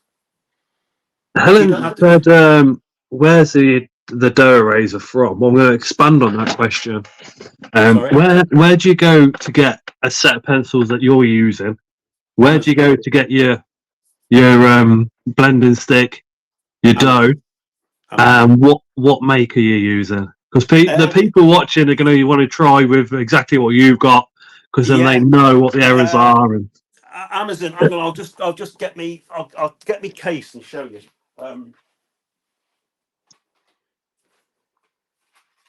What an incredible man! So this is now everything I use, but that was on Amazon. So can you see that? That was the first case I bought, and that's what I used for the first 2 weeks. What's that one? It's about 20 odd quid. EVAZAR. Evazar on Amazon, and in here, so you get like a little sketchbook. But obviously, I've taken all my stuff out of it because I'm using it at the moment. But you'll get precision eraser, which is basically a pencil. It's just got an eraser on the end, and you get these sandpaper scratch pads because they're what you clean your eraser pencils on. Because as soon as you use it, you'll get graphite on it, and you have to scrape Rub it off. And this thing, which nobody knows what they are, is actually for putting your pencil in. When your pencil wears down to next to nothing, you shove it in the end of this, and you can still use your pencil. You can carry on till there's nothing left. And I'll be honest, I had to Google that. I thought they were like the handle to a paintbrush, and then you had to get the different heads to go in it or something. You've also got a charcoal pencil set in here, which I haven't used yet. I am going to be having a go with charcoal. And you've got blending sticks, you've got your sandpaper in there. And then since then I've bought a set of technical pencils, which I use for the finding. So like when I draw the veins in the eyes. What are those ones? These are tech pencils, again on Amazon. Tech pencils. Technical drawing pencils, again they're on Amazon. What I'll do is I'll do a video, guys. I'm off work now, so I'll do a video where I will just do it on all the equipment that I've got. Do you get the white pencil in the set? You'll get a white crayon, but they're not great. They're not great. I don't use mine. You'll get the eraser pencil, which is pretty good. I've bought different sorts now. One of the best ones to get are. I have the same set as Jason, the mechanical ones, the technical ones, you mean, Dave? You want to get one of those, which is a mono zero precision eraser pencil. So basically it's like a technical pencil, but it's got a little tiny eraser in it, and you can get really sharp, fine lines. Again, you're constantly having to use the sandpaper to clean the end off, and you will get through, buy a load of refills, because you will get through these super quick. I've also got the white jelly roll pen. I only use that for getting the white dot on the eye, and sometimes the white dot on the teeth, and also when I do like the. Which means a blending stick.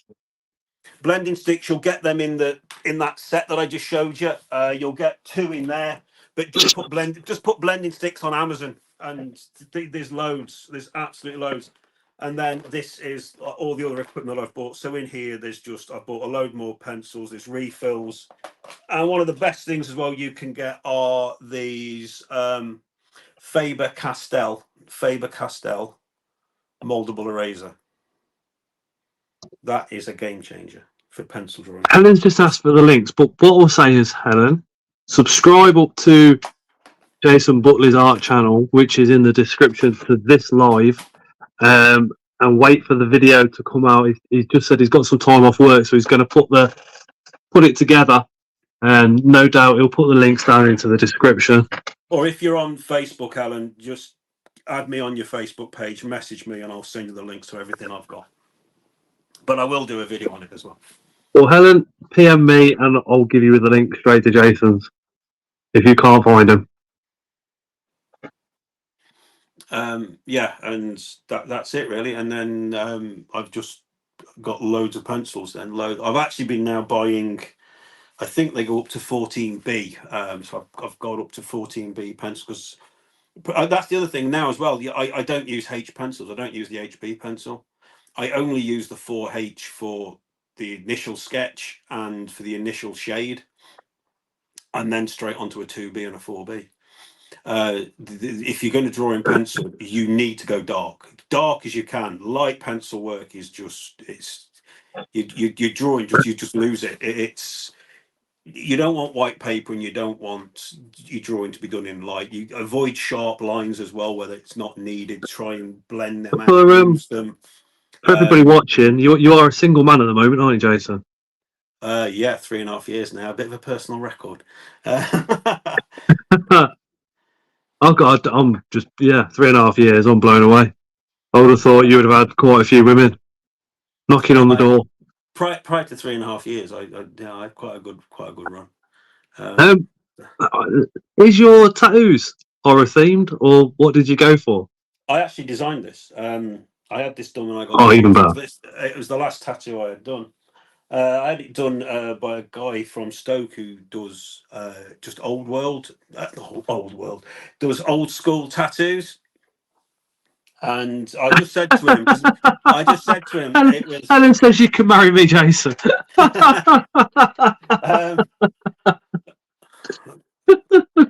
gotten quite embarrassed. I went to him, and I just said, because sleeves were just sort of this. This was about, so it's when I got divorced, so it was 17 years ago, and sleeves were just like getting big. Then people were having Yeah. sleeves. And tattoos were sort of really quite sort of prominent, and I think it's more. It seems to be more women now into tattoos than men, and I do like tattoos on women. Oh well, you remember years ago, if women had tattoos, it was almost. Well, I mean, especially when I was a kid. I mean, my mum referred to a woman having a tattoo as being a female arm wrestler. Well, yeah, You know, and that's was the general feeling of adults that were around when I was a kid. I personally like tattoos, and I think it looks nice. Yeah, I do. But yeah, I just said to him, I want a full sleeve doing, and it took, I can't remember how long it took, about over 40 hours. It's on my chest and it goes across my back as well.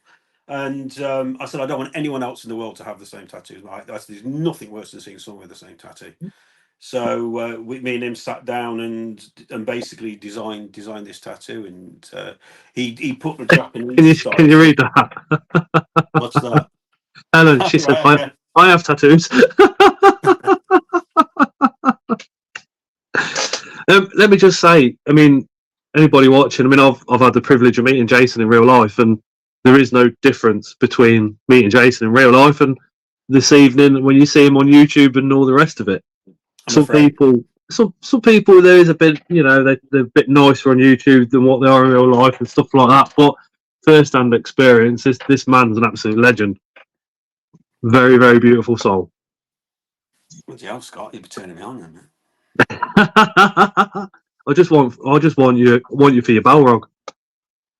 Oh, and maybe the Fankays and the Sabars and. Talking of Balrog, I was going to do a giveaway, wasn't I? And I was going to do it on your channel, if that's all right, your live stream. Yeah, that's awesome. Because I thought, so this is I've just had this, so it's brand new. This has just come out. I think I'm the very first person in the UK to get this. Nobody else has. I've not seen anybody else yet get it. So it's miniature scale, but it's the Balrog. It's on Khazad-dûm in Moria, Weta Workshop, and I'm going to do this as a giveaway. Please don't anybody else enter. But I've already decided who the winner is. I'm just setting it up. Sorry? I'm just setting it up. Setting what up? The giveaway tool. Oh no, don't worry. I've already decided the winner. The winner's already chosen. Who I want to give it to. And I'm going to give it to you, Scott. What? Well, quite a while back, I can't remember what had happened. Something had happened, and I thought, because one or two people since I've come back in the hobby have gone out of the way and been nice, and I'm a generous person. And I was going to send you a Valhalla because I sent one to Ling. And I literally, as I was thinking about doing it, you were on a live stream and you said, my missus will go mad if I have another spider. So I thought, I won't do that then. I'll wait until something comes along that is preferable to that. And I know you like your Lord of the Rings, and I know you like your statues, and I know the only Balrog you've got is the Funko Pop one. So when I got this, and I was doing the unboxing video, I decided, I thought, I'm going to send this to Scott. So if you send me your address, dude, I'll send you this. So this is yours. Well, I didn't know what to say earlier. Now I really don't know what to say. So there you go. That's yours, mate. So well done. You've won the giveaway on your channel. So if people think it's biased, it bloody well is biased because I'd already decided. I appreciate that so much. Well, it's been good getting the statue community and the tarantula community together, and which is what I've done on my live streams. And it's been great to see the tarantula guys and the statue guys individually all get on well. They've all friend requested and chatted away from, the thing that brought them together, which was me. So that and I know, because I know both communities, that you're very, very, very similar. Very similar. I think you'll find more tarantula people get into statues than statue people get into tarantulas, but they still appreciate the passion and the love, and they get it. You see, people that keep the statues, people that are into the horror, people that are into spiders, we're all weirdos. And I for one, can't stand normal people. I can get through life talking to normal people and all the rest of it, but they do my fucking boxing, and I don't really like to spend time with them or anything like that. I'm very much like, yeah, hi, how's it going, and that's pretty much the bottom line. But if somebody's slightly weird and got a strange hobby or something else is going on that's a bit weird, I am intrigued and wanting to chat so much. And when I say weirdo, I mean that in such a positive light. It's unbelievable.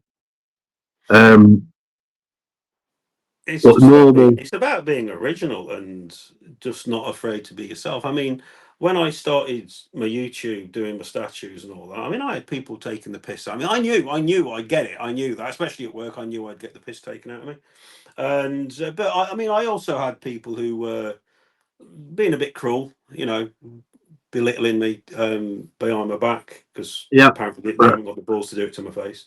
yeah, Um, yeah, exactly. but for me, it was I could have got bitter and angry about it, but I didn't. I just walked away and thought, well, I'm obviously bothering you. You're not bothering me because you're insignificant.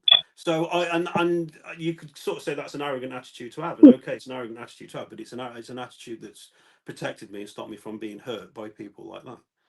And I think that's something that I'd advise people to do. These people that say these things and do these things, it's because they've got a little dick. That it's not you that's got the little dick. They're the little dick. So you're the one that's winding them up. So just leave them to it. Just leave them to it. It's very much like, you ask somebody, "Oh, what are you doing tonight?" and they go, and these be the people that that chat that and the rest of it, and it's like, they're going home and they're gonna have dinner, they're gonna watch a bit of telly, and they're gonna go to bed, and it's like, oh, to me that sounds boring as fuck. I'm going home, having dinner. I'm going to play with a few spiders for a bit. Then I'm going on a live stream with a guy that's also into spiders, has an incredible statue collection, and does incredible artwork. I just love it. I've just seen Anton's put you like Sideshow. I started with Sideshow actually, Anton. I started collecting Sideshow statues. I got a line called Court of the Dead.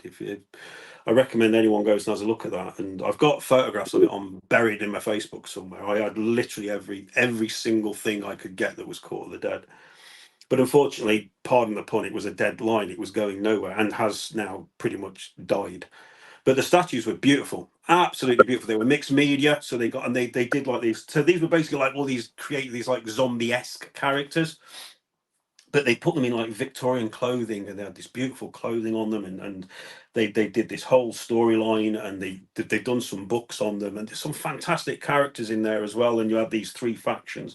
So I had all these, but I realised that this line was going nowhere. And these were all Sideshow's own line. They invented the line, and but I could see it was going nowhere, and I was like, I'm sort of wasting my time. There's not going to be much more of this, and there hasn't been for quite a number of years. And then out of nowhere, Prime One Studios previewed Sauron's hand with the One Ring, and I thought, there it is, that's it, Lord of the Rings statues by Prime One Studios, and that was it. I think I sold my entire Court of the Dead collection in the space of 6 months, and obviously put my money into Prime One Studios Lord of the Rings. But yeah, Sideshow, they're okay. They're okay. Their statues they're the cheapest quarter scale ones that you can get on the market. They're about half the price of the prime ones. But Anton, keep it positive in chat. Thank you very much.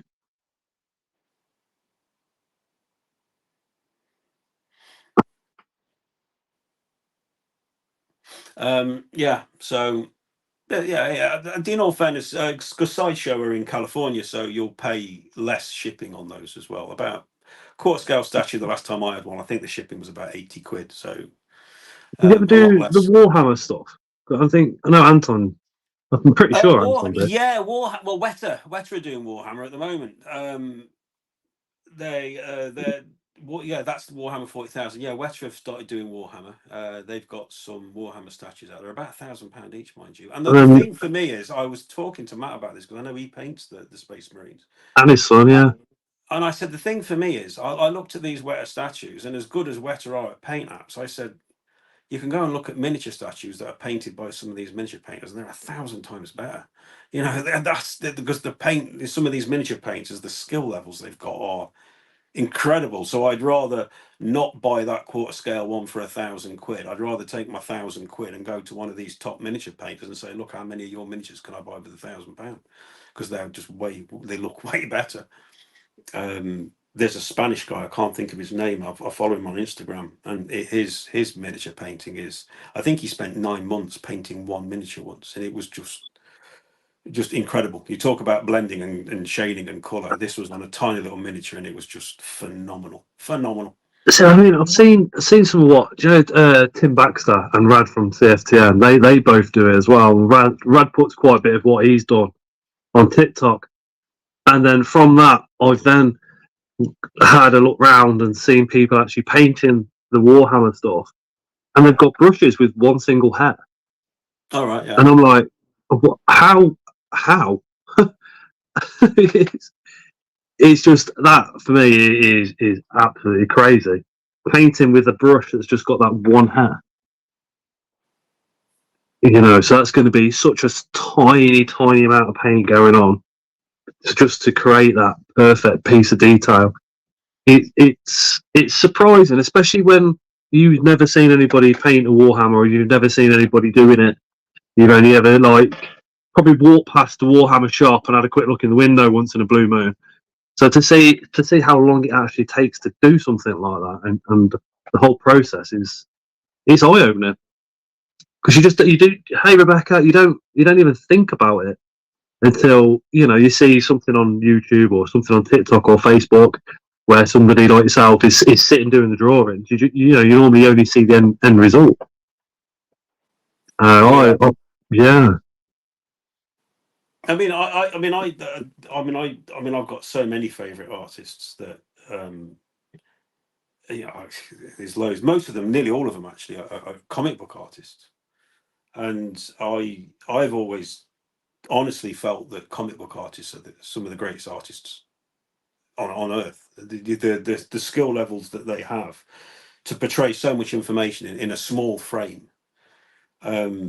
Is an incredible talent to have, and their understanding of anatomy, and to be able to constantly draw people in all manner of poses, and it is just incredible. And there's 2 or 3 artists I'd love to have something by Brian Bolland, but the fact that the poor fella's just passed away, his artwork was already incredibly expensive, but trying to get it now, it will be incredible. And Glenn Fabry's another one who I've actually spoken to. Glenn Fabry, who is a Scottish guy, and I fell in love with his artwork because most of my favourite artists, they either drew for the fighting fantasy books that came out in the 80s, or they drew for 2000 AD. I didn't show you them. I've got literally every single 2000 AD comic from when it started in 1977 all the way. I think I've got all the way up to 1992.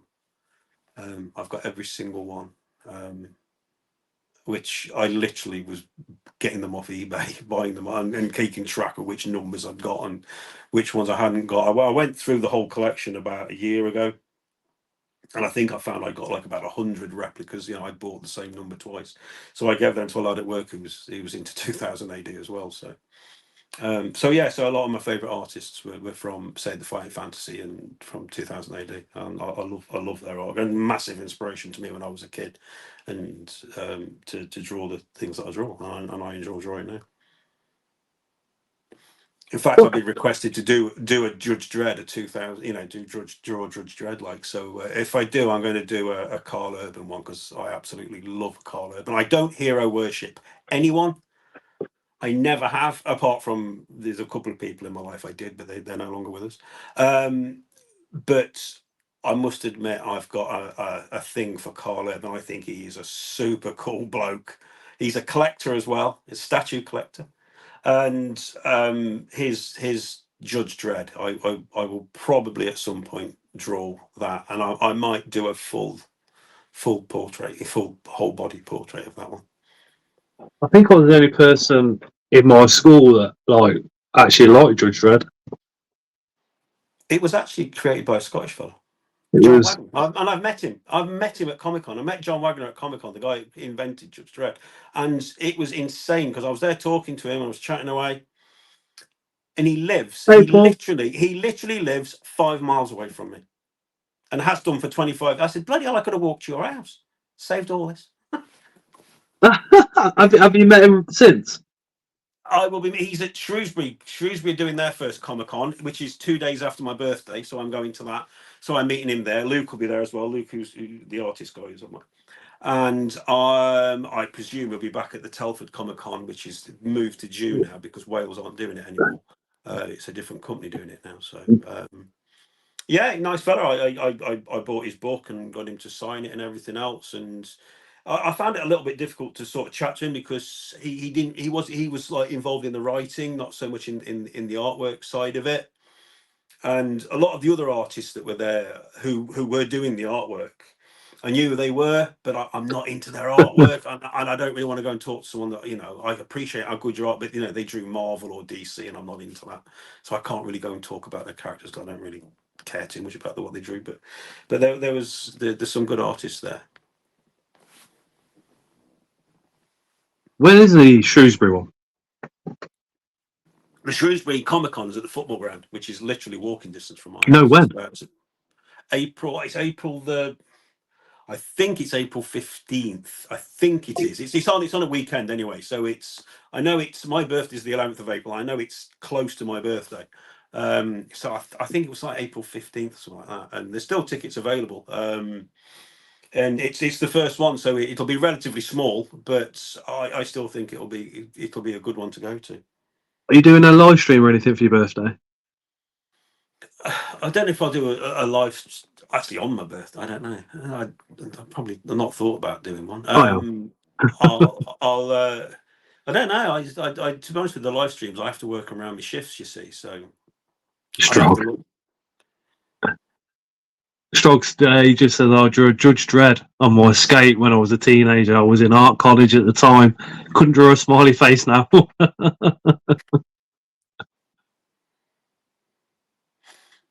Yeah, it's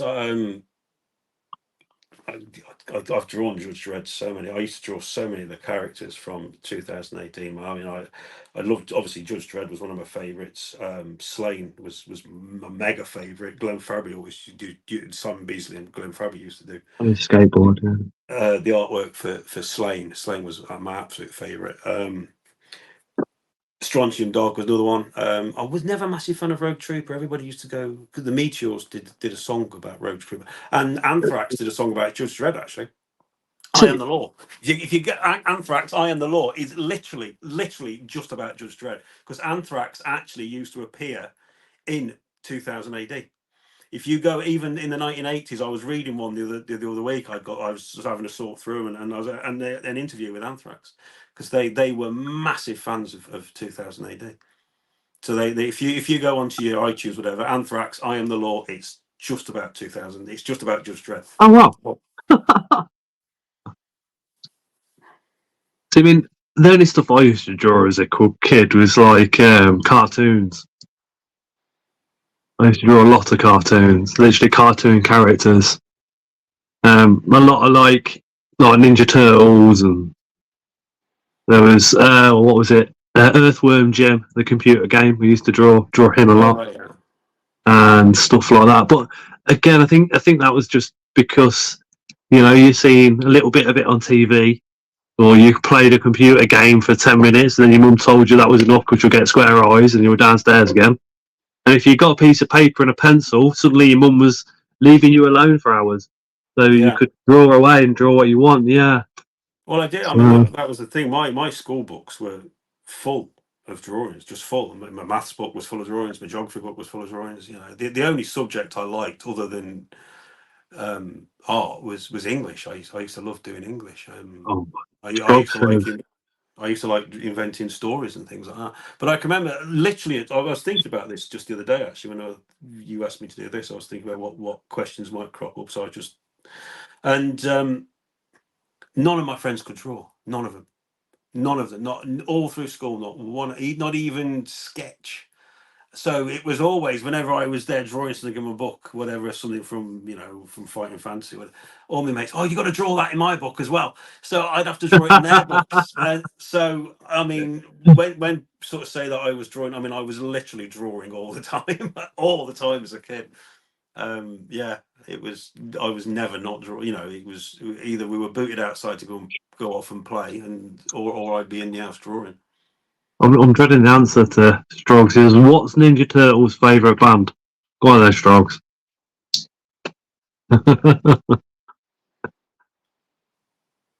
I always used to like. I mean, it's completely different, I think, to anything apart from maybe the cartoon. But remember the World War Two conscription posters and stuff like that. I used to love that type of artwork. Which one? Sorry, The Britain Needs You from World War Two. The World War Two posters, which were It was illustrated. World War One. Was it a World War One? Yeah. The World War. The illustrated pictures that they used to do for the posters and stuff like that. I mean, if you look at some of the turn of the century, where sort of cartoons started coming in. I mean, it was fantastic. It was amazing drawings. And that's the thing. It doesn't. This hyperreal art that people look at, that people are amazed at. It looks. People can't believe it's a drawing. But for me, I still, you look at the stuff that, I mean, I know it's a classic, but you look at what came out of Salvador Dali's head. I mean, it's incredible stuff. He was massive influence on me. I'd say from about the age of 12 to 16. What a beautifully frightening world he lived in. It's just mesmerizing stuff. He did a picture of a beach, and within that beach that there was a clock, and it was like this, and it was melting, and that sent just looking at that one section sent such a message to my mind and to my brain. It was unbelievable. And at a very young age, I realised that we all had literally limited time. And at that point, I decided, right, if there's an experience that I've never experienced before, there's an opportunity to do it, I'm going to do it. And whether it's good or bad, obviously it's not risk to others and all this, and law abiding, obviously. So because of that clock, Salvador Dali, it is the reason I probably got most of my experiences, because I decided to put that foot forward. Because I looked at that clock and I thought, we really haven't got long. And it literally, the clock melting down one side was literally, for me back then, I mean, I wasn't even taking drugs back then or anything. I was like, it just struck something deep inside of me, that the fact that we haven't got long on the planet at all. And you really do need to grab these experiences. So I was always, scared of heights a little bit as a kid, got over that fear, because I was like, I've got an opportunity to go abseiling. Should I do it? Should I not? Yeah, I'm doing it. And then that progressed into climbing trees as high as I possibly could and all sorts. But yeah, that one picture, he was, I mean, God knows where his visions came from. I loved the one I loved was the elephants with the huge on the stilts, long legs, these thin spindly legs, so they couldn't walk. That was on a desert as well, wasn't it? On a beach, and they got like a stone plinth on their back, like a stone obelisk, like a castle. And I can remember seeing that as a kid in a book. My family always used to go to the library, and I used to take books home. And I always used to grab books on art just to give me ideas to draw. And I can remember looking at that drawing, and I can remember going to bed with that on my lap and looking at that, and I fell asleep and I dreamt about it. And because there's not many dreams you can remember, but I can remember that. No. And that's what I think with Salvador Dali. I think he could remember his dreams, and that's possibly where the artwork came from. Yeah, I mean, I don't know. I wouldn't like to draw some of the things I dream about, but especially being single for 3.5 years, you'd only be able to show it after 9 o'clock. But it was you're just incredible, and I just love. There's a guy on. I hate TikTok. I hate it, but it's a good place to chuck your short videos on. It's a So good place to yeah, throw them on yeah, there. But there's so much trash on there. But every now and again you stumble, and I'm trying to follow as many artists on there as I can. That way you get rid of all the people lip syncing and all that irrelevant shit. And so you sort of get to seeing people. There's one guy on there that does surrealism art, and I was looking at some of his work, and I mean, it was fantastic. He got like a human face, but it's like a mask and it's sliding off, and then there was like a clockwork thing behind it, and then that was attached to something, and it was just like I'd hang that on my wall. I would happily hang that on my wall. But even the best hyper realistic art, I wouldn't, because you might as well. It's a photograph. I yeah. can appreciate the skill level, and I want to be able to do it myself. I want to be able to. That's my target, to do that. I mean, I can sit and draw weird shit. Of course, I can. But I want to see. I want to see where my cutoff point for my skill level is, and I think Self I can push it. hyper Yeah. real is the point. So I want to see how far I can get to doing that. But yeah, it's a difference between appreciation and actual love. I mean, I love what Luke draws. I literally bought one today, which this sounds horrible, but I love it. It's basically a woman, but with a flayed face. Now, when I saw it, I thought it's a Cenobite. It looks like a Cenobite out of Hellraiser. Yeah, yeah. And he's drawn. She's got beautiful eyes and a beautiful mouth, and then she's got like a plastic, like a see-through plastic mask on, and he's drawn like all the veins, and he does it in this 90s style art. I can remember 2018, the art style changed in the 90s, and it reminds me of that. And he put he just started drawing it, and he put a picture up on his Facebook page of it, and I messaged him straight away. I said, dude, if you sell that, I don't care what offers you get, you come to me, I will beat the offer. I don't care what is. I said, I've got to have that. I've got to have it. And he messaged me today, actually. He said, if you want to buy it, yeah, I'll give you first refusal. And he gave me the price, and he said I'm negotiable on it, which I thought, well, means if you're negotiable, it means you'll come down. Hey, Mark's my But guy. Mark says hi. uh, Hi, Scott. Hi, hi, Mark. Jason. Hey, Mark. I thought, if you're negotiable, you've just told me you'll come down. But I said, you know what? No way. I'll pay that. It's worth that. Wow. It's worth that. I'll pay. In fact, every piece of artwork I've bought off him. It's not Mark's birthday, Strogs. It's Mark's brother's. No. I wished him happy birthday. Let me just go back up the comments a little bit, because Strogs said, Metallica. what is the Ninja Turtles' favourite band? Yeah, I read it. Metallica. And he says it's actually a serious answer. It's Metallica. If you read early TMNT comics, they always mention them. Helen says you don't have to reply to this one because it might be a bit private. It says, what is your day job?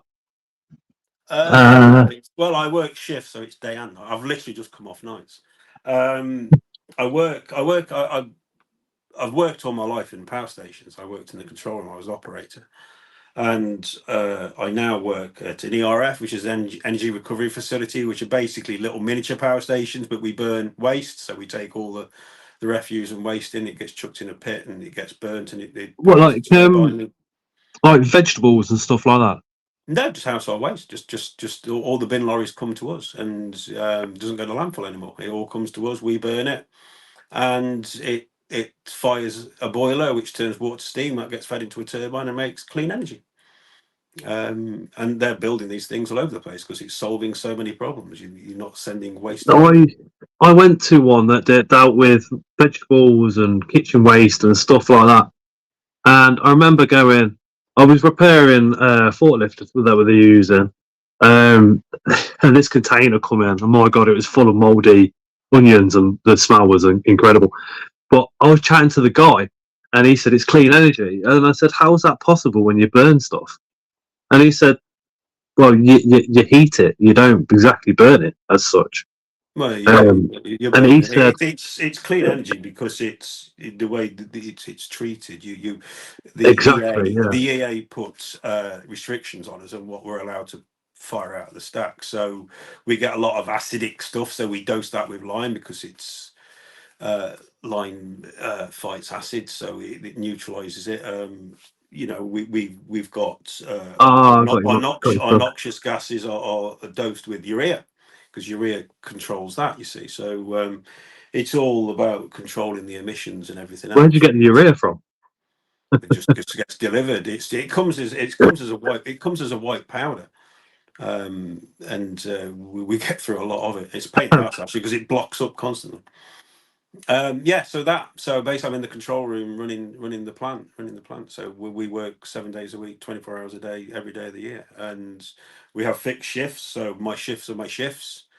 But it's 2 days, 2 nights, 4 off, and then every 7 weeks we get 18 days off. And for someone that's looking at retiring in 5 years, I thought, well, hang on, if you're getting to 4 on, 4 off, so your 5 years is straight away is 2.5 years because you're going to be off half the time. And then you take into account all your 18s off as well. I think I worked out, it's like I've got 1 year and 11 months of actually being at work, and then I'm done, finished, retired. You retiring early? I can retire now if I want. Is the truth of the matter. If I don't want to sound like work for me is a choice, not a necessity. If I wanted to, if I could hand my notice in now. I said, I mean, off screen privately, I always don't get jealous of people that are in a position where they can retire early because they've worked like you have from the age of 15 to being in a position where you are now. And I think that's something admirable and to be looked up to. Because at the end of the day, you definitely made different decisions to what I did through my life, and that's it. You can't be jealous of somebody that's made it themselves and literally worked hard like you have from the age of 15 all the way through to where you are now. You know what I mean? Well, you can't. I was fortunate to get the job I did. And still is. It's an exceptionally well-paid job. And you get shares, and you get obviously you get healthcare and everything with it. And Helen, how old does Jason look if he doesn't look 65? I know you put laughing face, but yeah, he's not retiring at 65. No, I'm 52. How old do you think he is? Oh, yeah. Sorry, I'm 52. Yeah, but I thought you were my age. I did. I thought you're 44, 45. But the thing is, if I was to retire now, then obviously all my statues that are coming this year would have to be cancelled.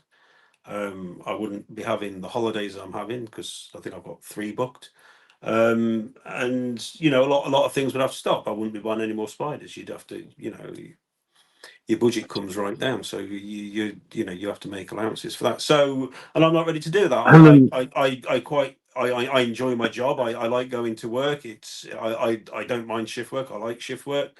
I get huge amounts of time off, and the other thing is I'm paid really well for doing it. And I work with a good bunch of lads. We have a good laugh, and for someone like me that lives alone and spends 90% of my time off alone happily, I don't even speak to people in the gym.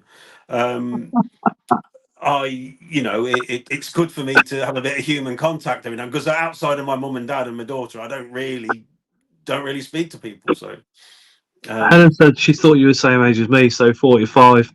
Charlotte says he needs to be his own sugar daddy for the statues. Yeah. And yeah. Helen is 37 in March. All right, okay. You see, I'm too old. I'm too old for you. But yeah, that's the thing, really. So, but and also, I mean, I've got things that I want to do when I retire as well. I mean, I want to. One of the things I'm already applying for it. Is I want to go on a around the world cruise, and for a year, not like a 3-month thing. I want to go for a whole year. So that's going to cost a hell of a lot of money, which is why I'm buying things like the Lego and not opening it. All that is investment. All that will go up in value. I've got other investments as well, which I don't touch. I leave it alone. All that is to pay for things like that. So when I retire, I can sort of go and do something, a once in a lifetime thing, and go and see the world. And I'll sell my house and move away somewhere quiet and remote is what I want to do as well. I don't want to be in a village anymore. Even the village is too imposing for me now. I do like my solitude, which I know seems a bit weird to people, but it's just I've always been like that since a kid. I started life. I know you know, Scott. I started life off in a children home. I was totally on my own, and obviously that's impacted on me in some way. Very few people I get close to. Very few. But I've met some great people now. I mean, with the tarantula, I mean, the guys in the tarantula, you know who you are. Like I met my friend Lydia, who's one of my best friends now. We met at Comic-Con and we're like best mates now. So it's not like I don't go on with people. I do. It's just that I'm just very sort of. You've got to be the right person to for me to sort of be comfortable with. But that's me. That's my weird thing. But it's been there all my life, really. I had to spend a lot of time by myself to learn how to spend time by myself, because there's certain things as a child and stuff like that. Now I'm at a place now where if Tara took the kids on holiday for 2 weeks, I would be just as happy as if they were here for the 2 weeks. I'll be just as content. I do need my own time. I do need headspace, and she does get all that as well, which is I'm pretty lucky. But quite jealous of the fact that you've been able to do it since sort of day one. I had to learn how to be comfortable with myself. I hated myself so much, so to try and sit with myself on my own thoughts, it took me till I was about late 30s to be able to do that. Well, you've hit you picked the right word there, which is content. I'm not antisocial. I'm extremely sociable. People can't believe that when I told people that it was my daughter who turned around to me one day and said, "Dad, you realise you've got anxiety?" Because I didn't. I was brought up to be, you're a bloke, you get on with it. You're man up and you get on with it. And that's drilled into me now. I can't just take that off. It doesn't just go away. People think, oh, you can talk. No, you're not. You've done it your whole life. You can't do it.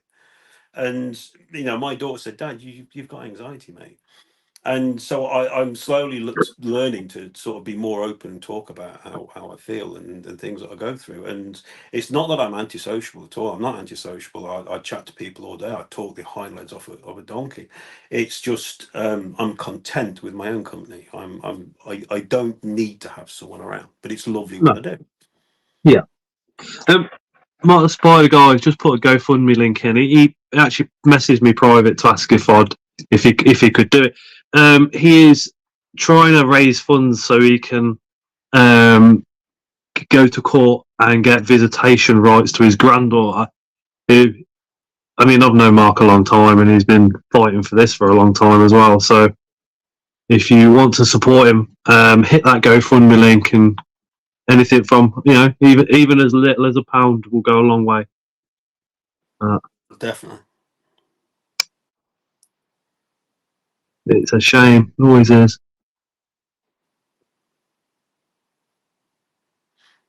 And you'll have to remember to give me your address, Scott, so I can send you your winnings.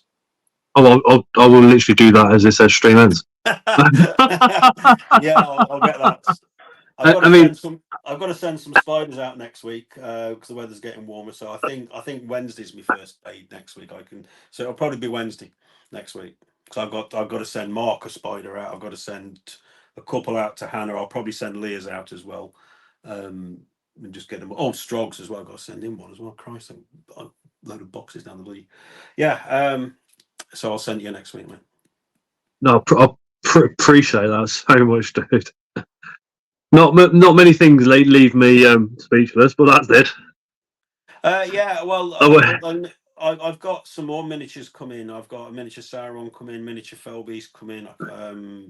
So some of these I'll probably do as giveaways, simply because I've got some huge pieces coming. I've got a court scale Witch King coming in a few weeks' time.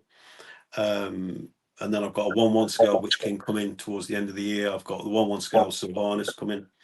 I've got a Lady Dimitrescu, absolutely awesome Lady Dimitrescu. I saw the statue on a preview stream that the company did, and I didn't even know who she was. I didn't have a clue who she was, but I just saw it and I thought, I'm buying that because I just loved it so much. I'm buying that. And then I had to go and find out who she was. And then I bumped into one of the best cosplays I've ever seen. This huge woman at the Comic Con. She must have been 6'5", dressed as Lady Dimitrescu. And I said, that is incredible. And a lovely woman as well. So. And the comments again. Yeah, they certainly do, Helen. Jason, do you have any H. Chilensis for sale at the moment? No, is the answer to that. No.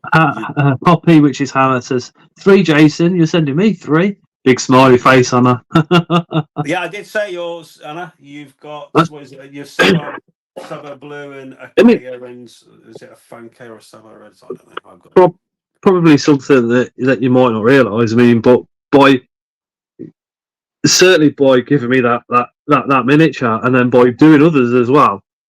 Because a lot of us have the one hobby, because like financially we can't do another one, or I think you're introducing people to a second hobby that normally they wouldn't be able to get into. Well, 3 because I've got people drawing now as well, because they're and the drawings, yeah. So we appreciate it. The drawings are a lot cheaper. I'm going to have to just move the camera a second because my battery is literally about to die. So I'm going to have to move you over here. So I do apologize. I'm going to have to end the stream in a second one in a minute or two anyway, to be honest. Yeah, my phone's screaming at me. Do you sell any spiders, Jason? Yeah, I've sold some solely because I've got more coming and this year. Sorry, we are in this year now, aren't we? But I'll be honest, I've sold them to 1 or 2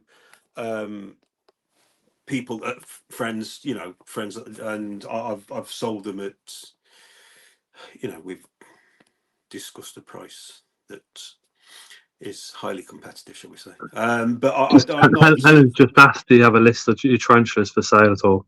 Sorry? Helen's just asked if you got a list of tarantulas for sale. I mean,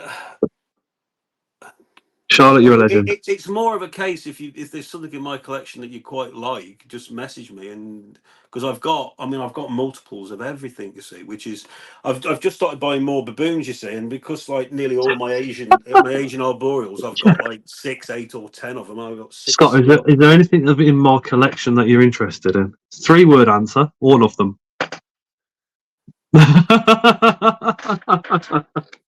Yeah, so it's just a case of anything that you sort of see on that I've got. If I've got multiples of them, then I'm happy to sort of let one go. Yeah, I'm happy to sell one. Is it true that a lot of the panthers that are in the hobby are probably from yours or John's breeding projects all those years ago? I wouldn't say that necessarily, but I think there was a few UK first breedings going on at your house, weren't there? Costa, but the sack failed. I did Peter's Eye. I did Spec Goliath, but that definitely wasn't the first. I did Ultramarinus. That definitely wasn't the first. Yeah, I mean, it was because the thing was, having spent sort of out of however many years it was I was keeping, after about 3 or 4 years of keeping Panthos, and I was talking with John, there was another guy called Leon that was keeping them as well. I can't think of the other guy's name now. And obviously we were talking with Ben Weber in Germany and a couple of other of the European Pantho keepers. We all sort of, apart from Ultramarinus, Costa, Mascara and Goliath, we basically abandoned everything from Ecuador because it's... I've never spoke to... People aren't going to like this, but if it's got a Christmas tree arse, it's probably a hybrid. Simple as that. Because the Ecuadorian Panthos are so messed up. It's so messed up. Nobody knows what it is really or what it's got. I mean, Platyoma certainly isn't a species. I think Ray Gabriel was working on the genus, and he's been working on it for a couple of years, and I think he's still got a couple of years' work ahead of him before he releases the papers. Yeah, I think people will be reading those papers and looking at what they've got in their collection and going, "Oh, I've got a new species." It's like, no, it's a crossbreed. Yeah, it is. I'm sorry to say, if you've got something, if it's got a Christmas tree, apart from say the Costa and the Mascara, which are very obviously easy to identify once they get to juvenile stage, they're very easy mascara with the black legs and everything else. I've got a mascara and I've got a mascara, and that's it. And that crossbreeding is why I haven't got into them as much as. Ultramarines is easier slings because they don't have the Christmas tree arse. Obviously, Goliath's easy to, but everything else. So if you've got South Ecuador, definitely Platioma, the spec nigricolor, because the real nigricolor doesn't have the Christmas tree arse because it's from Colombia. It's not from Ecuador. So the Ecuador nigricolor, it's nothing. It doesn't exist. It's not. It's just a name that was given to it when it came into the hobby because no one knew what it was. So it doesn't exist. The nigricolor is Colombian. The nigricolor is Colombian and does not have the Christmas tree arse. Say the Platioma. I mean, Ben Webber wouldn't even talk about it because he was that disgusted with it. Say South Ecuador too. There was a whole bunch that were just. It was just.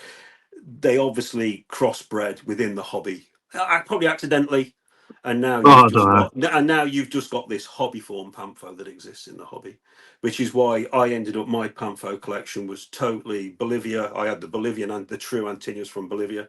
I had the true chicken spiders from Tamagota. I had everything else was Colombian, which got me into the Zenethis, which I think are way better spiders anyway, and Peruvian ones. And that was it. The only Ecuadorian ones I kept were the Mascara, the Costa, and the Ultramarines. Quick read.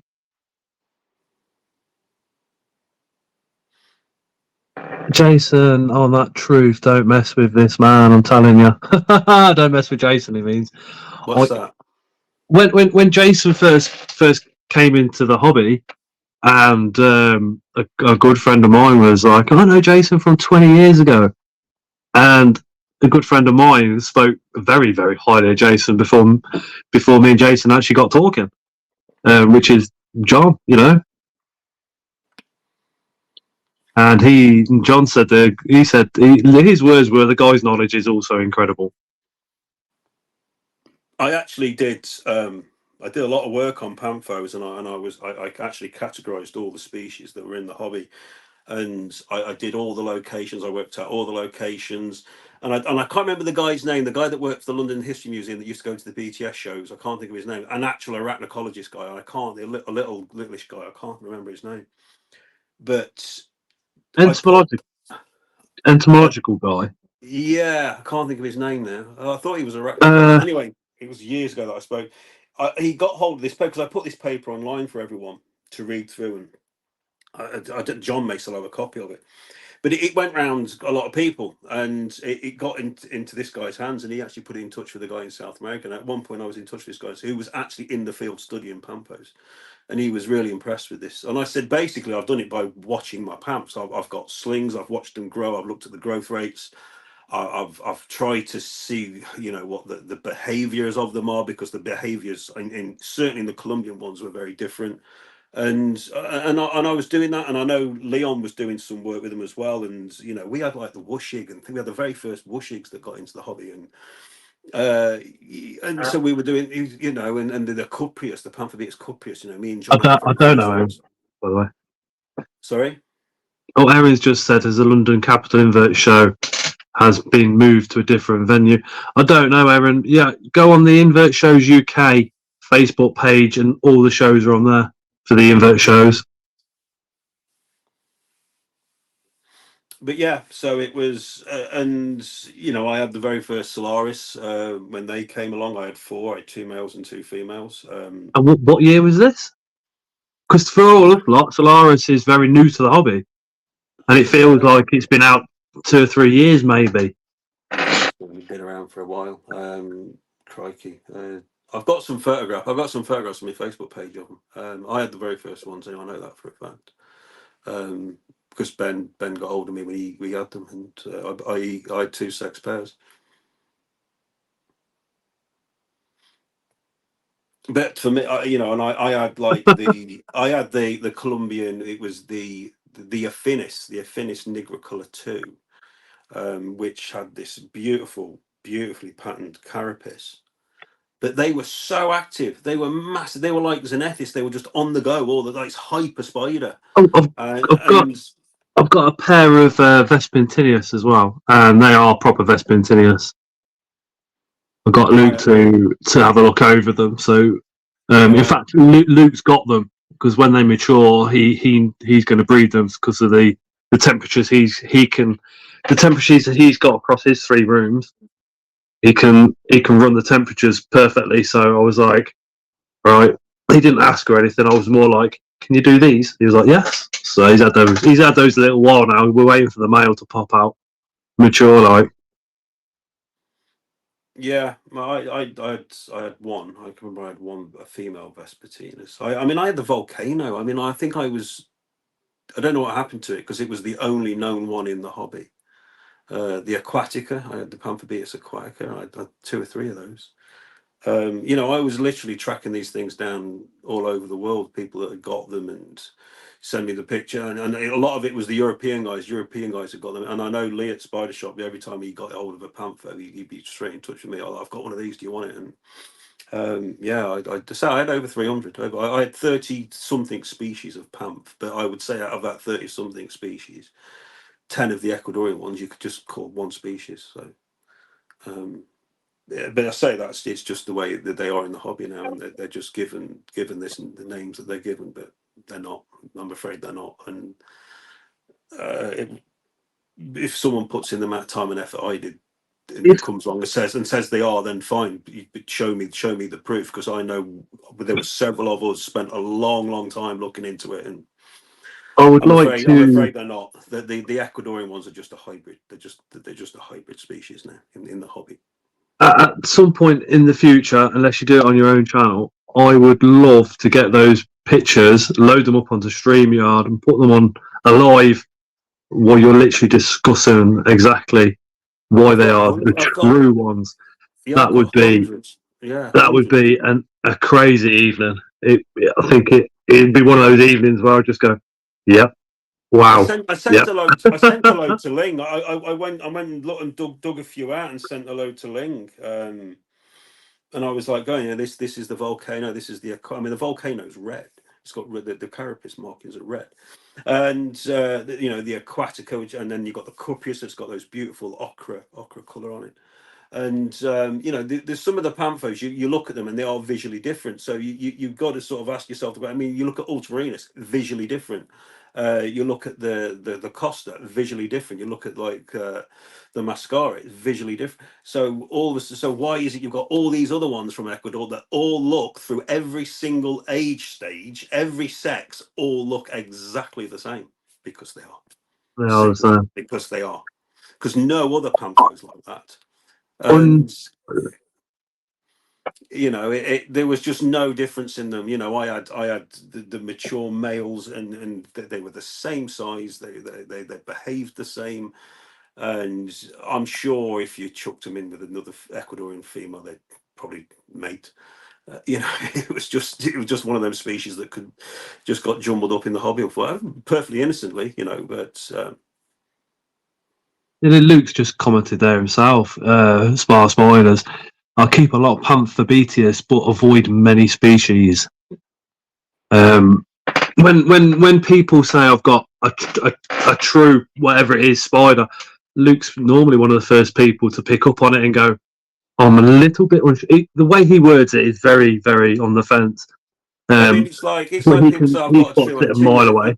I've got a true Antinius. Well, you probably haven't, because they come from Bolivia. So and they've not been exported from there for years. So no, you haven't. There were 12. There were 12 known ones in the hobby, of which Ben had, and I had 2 of them. And again, they're visually different. You know, so it's you've just got a name that's been put to big black panther beatuses. That came off an actual species and is now, again, it's just dispersed into the hobby. But I would be more happy with a Peruvian CF Antinuous than I would be with anything from Ecuador outside of the ones that I've spoke about. Do you think you'd get back into Panthers?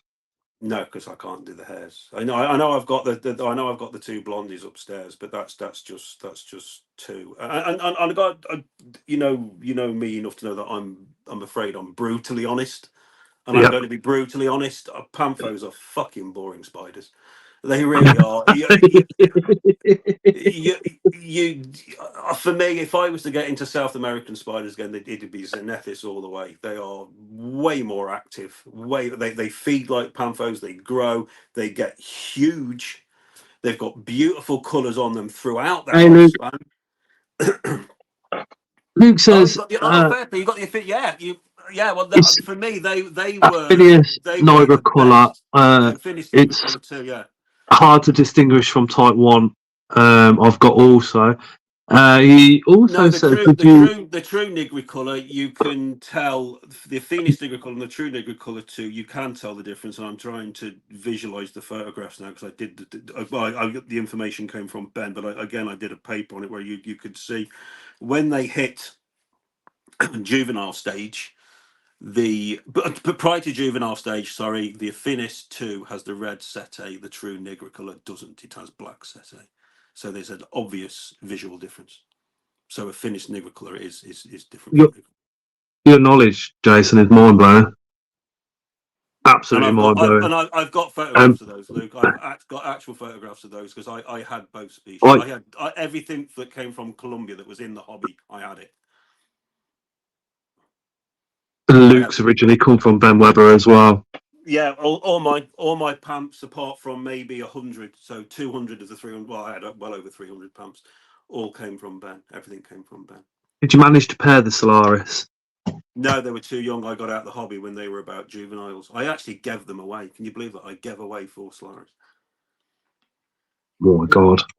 I think if you know, like I said, if you did it by yourself or you wanted to pop in here and get the pictures up of the originals, I think there'd be quite a few people like Luke himself in the comments, literally just Yeah, I'll dig them out. I mean, just request me on Facebook and I'll start sorting through when I get chance. I don't got a lot of spare time, and I'll sort through them. But I've definitely got, I say Cuprius. I've got Volcano photographs of them, and again through the ages. Nigricolor 2, the Wushig. I mean, because the Wushigs are like dark, metallic-y blue.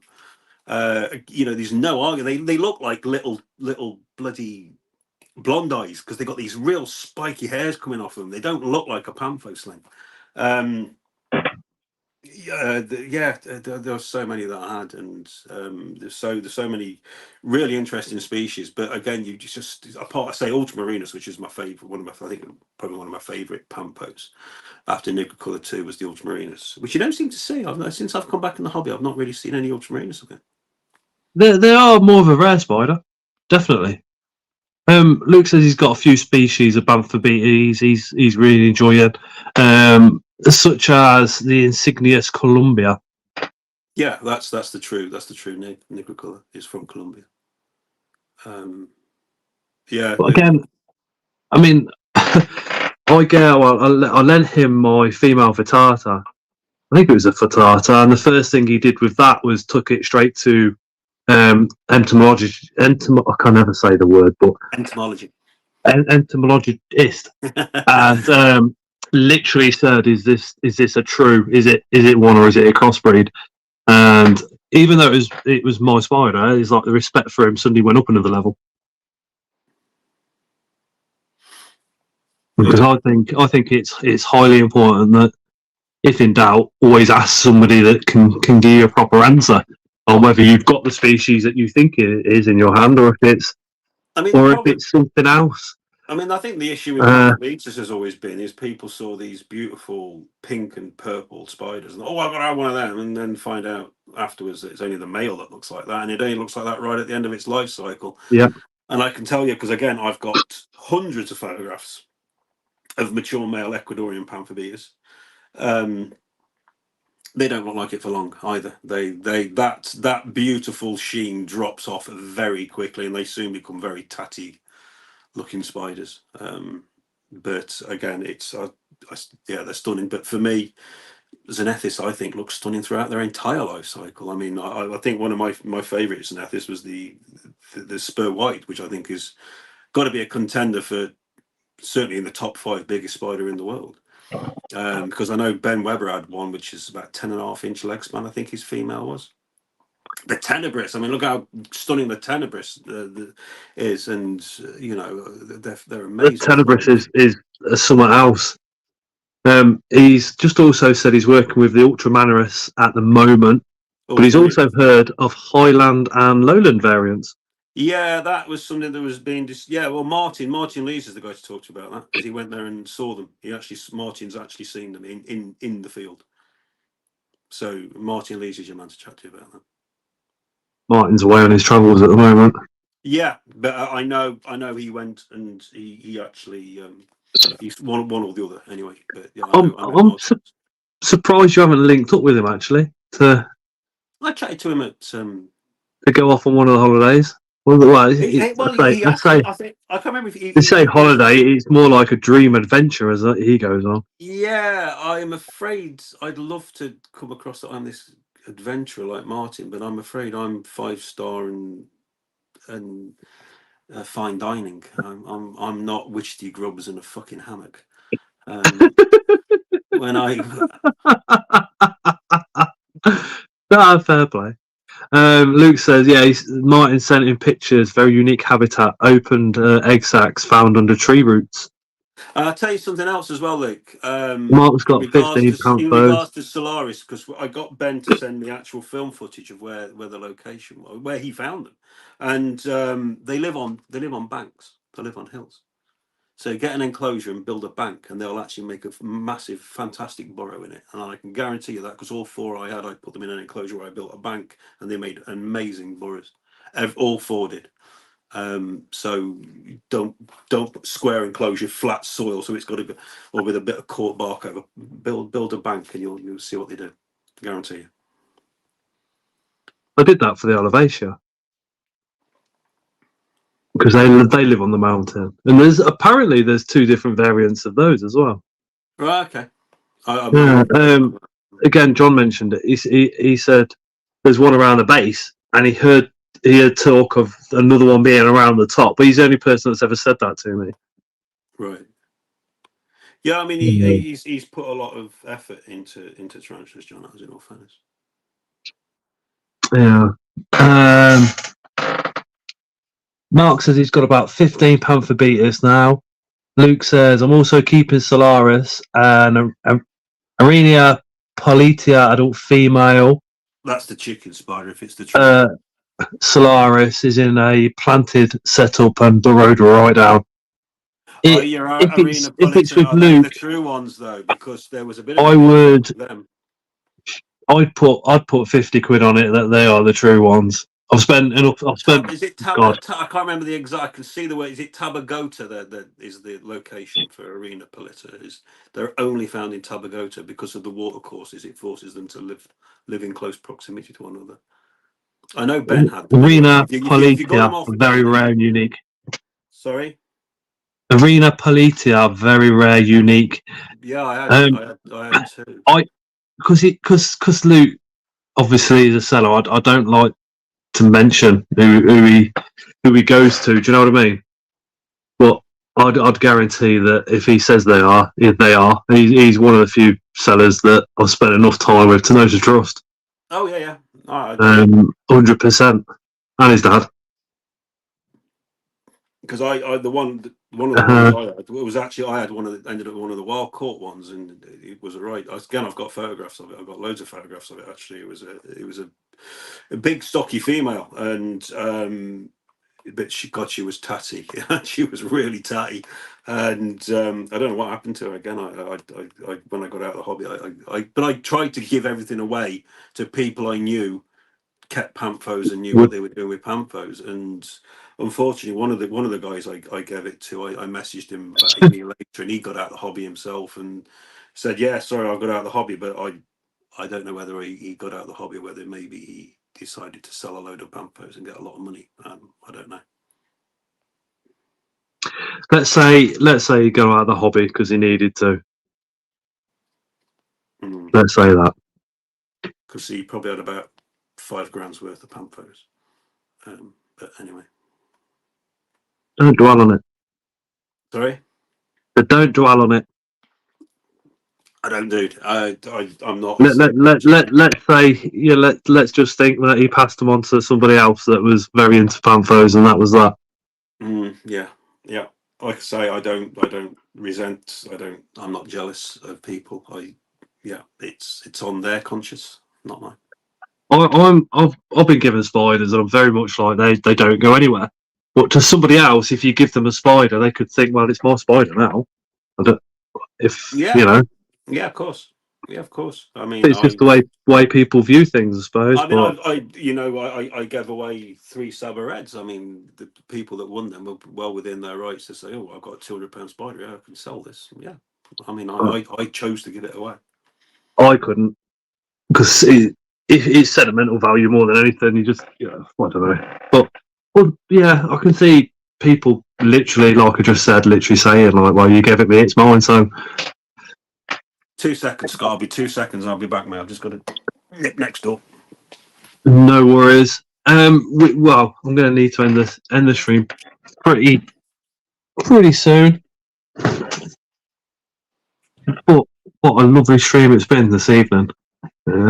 Seeing Jason's collections, seeing his artwork, as well as chatting about statues, just completely different to normal. Still keeping it along the spider theme as well, and having a bit of a, I wouldn't say in-depth, but certainly a deep conversation about Pamphos. It was very, very privileged today.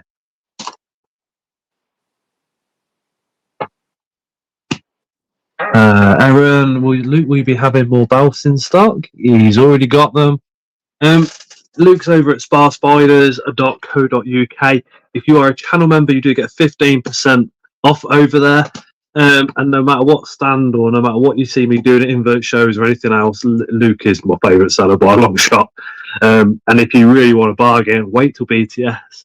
Head over to Spar Spiders and get one of his mystery boxes.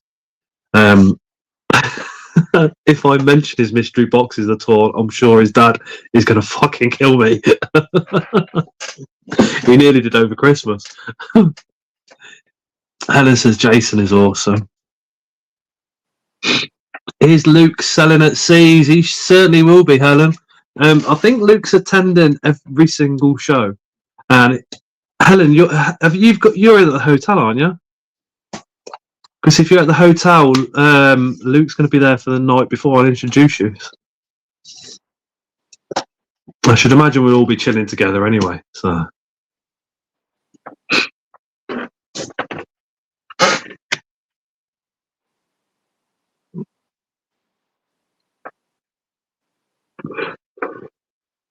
Actually, we're having a bit of a road trip. So Chris is on wheels. He's going to be picking me up on his way down to London, but via Luke's house. We're going to pick Luke up on the Saturday.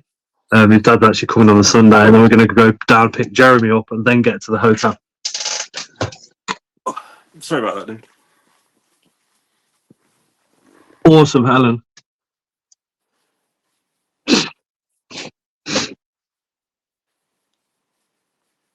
I keep all my spiders. I've had off people, says Mark. It's the only way, isn't it? And if you do have to get out the hobby, even if somebody's gone, here's an adult female Solaris, you go back to the person that's gave it to you and go, look, I've got to leave the hobby. I've got a massive issue. Can I please give you this Solaris back? And if they say, well, I'm out of the hobby, you then have a conversation with that person and you chat about people that you think it could go to for free. End of story. I know. That's how I'd do it anyway. I'd be disappointed if I gave somebody a nice spider and they just sold it.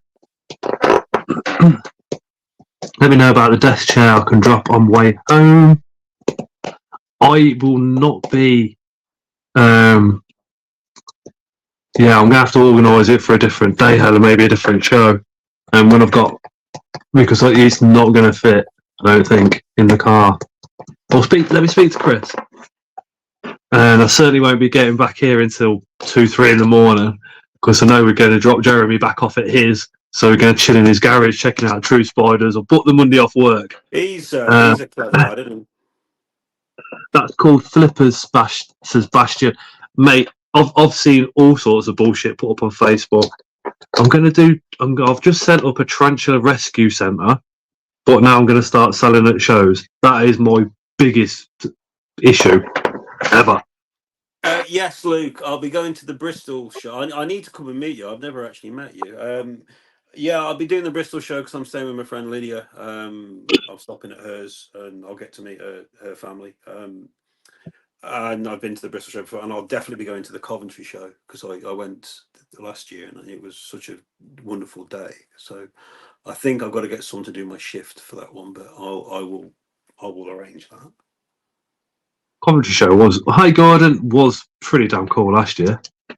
Yeah, I had a brilliant day. I wasn't going to buy anything, and I ended up half filling my boot. I'd have been alright if I hadn't walked past that ant stall, but I did. Which one was that? Ants HQ or Ant Antics? Ants HQ. I spoke to Ant Antics as well, but it was Ants HQ, and it was just those Venators. I just I can immediately put I was like, you. wow, they are such a cool little thing. They are so cool. And I I could, remember I come home and I was I rang my mum and dad because mum and dad are getting on a bit now, and you get to appreciate that you've got a limited amount of time with the people you care about. And yes. so I try to see them as often as I can. And but I'm there waffling, and I was like, I can't believe one that I'm as excited as I am about having pet ants. It sounds stupid when you say it, pet ants. And I said, and I'm now online reading all this stuff online, and I never knew about ants. I never knew they were wasps. I didn't know that. I said these frigging things have got a sting up their ass. I could put you because Caesar owns Ants HQ. I could put you in contact with the owner of Ant Antics. Yeah, I'll be honest with you. The only ants I'm buying now are the Australian bulldog ones. I've got no interest. I've got me 2 Venator colonies. I'm not the only ants I'm interested in now are the carnivorous Australian bulldog ants. I'm not getting anything else. You keep telling yourself that. I honestly I won't. And I was chatting. I was chatting today. I was on the phone today to Natalie for an hour, and we were just talking about baboon spiders. And I said to Nat, I don't know where it's come from. I said I've just massively fallen in love with baboons. And I've got to think of adult enclosures. And so I've got to think where all this stuff's going, which is why I'm letting I'm not getting rid of any species. I'm just going down from having 8 species of something down to four one species, so I can have 4 more of something else. That's why I'm selling a few bits. I mean, I've got 10 Fankei Reds. I've got 10 Valhallas. You're not going to Caesar, are you, in Ashford? No, I'm working anyway. So. And Luke says, yeah, it'd be good to meet you too. Yeah, Jason, and have a catch up and have a chat. Sounds like he'll probably find you at a show, to be honest. Yeah, I'll come and see you, Luke. I know what you look like because I've seen all the streams, but I've never actually had a chance to talk to you.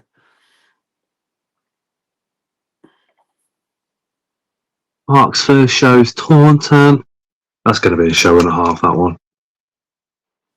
It really is. Even though the shows UK this year are going to be epic. Unfortunately, Jason, I am going to have to. No, but it's your stream, dude. Start winding it down a bit. I've got to get. Thank you ever so much for having me do me little walk around. I it's very flattering. I didn't think people would be interested, to be honest. But I know you've been. If it was just me and you, I would have been happy.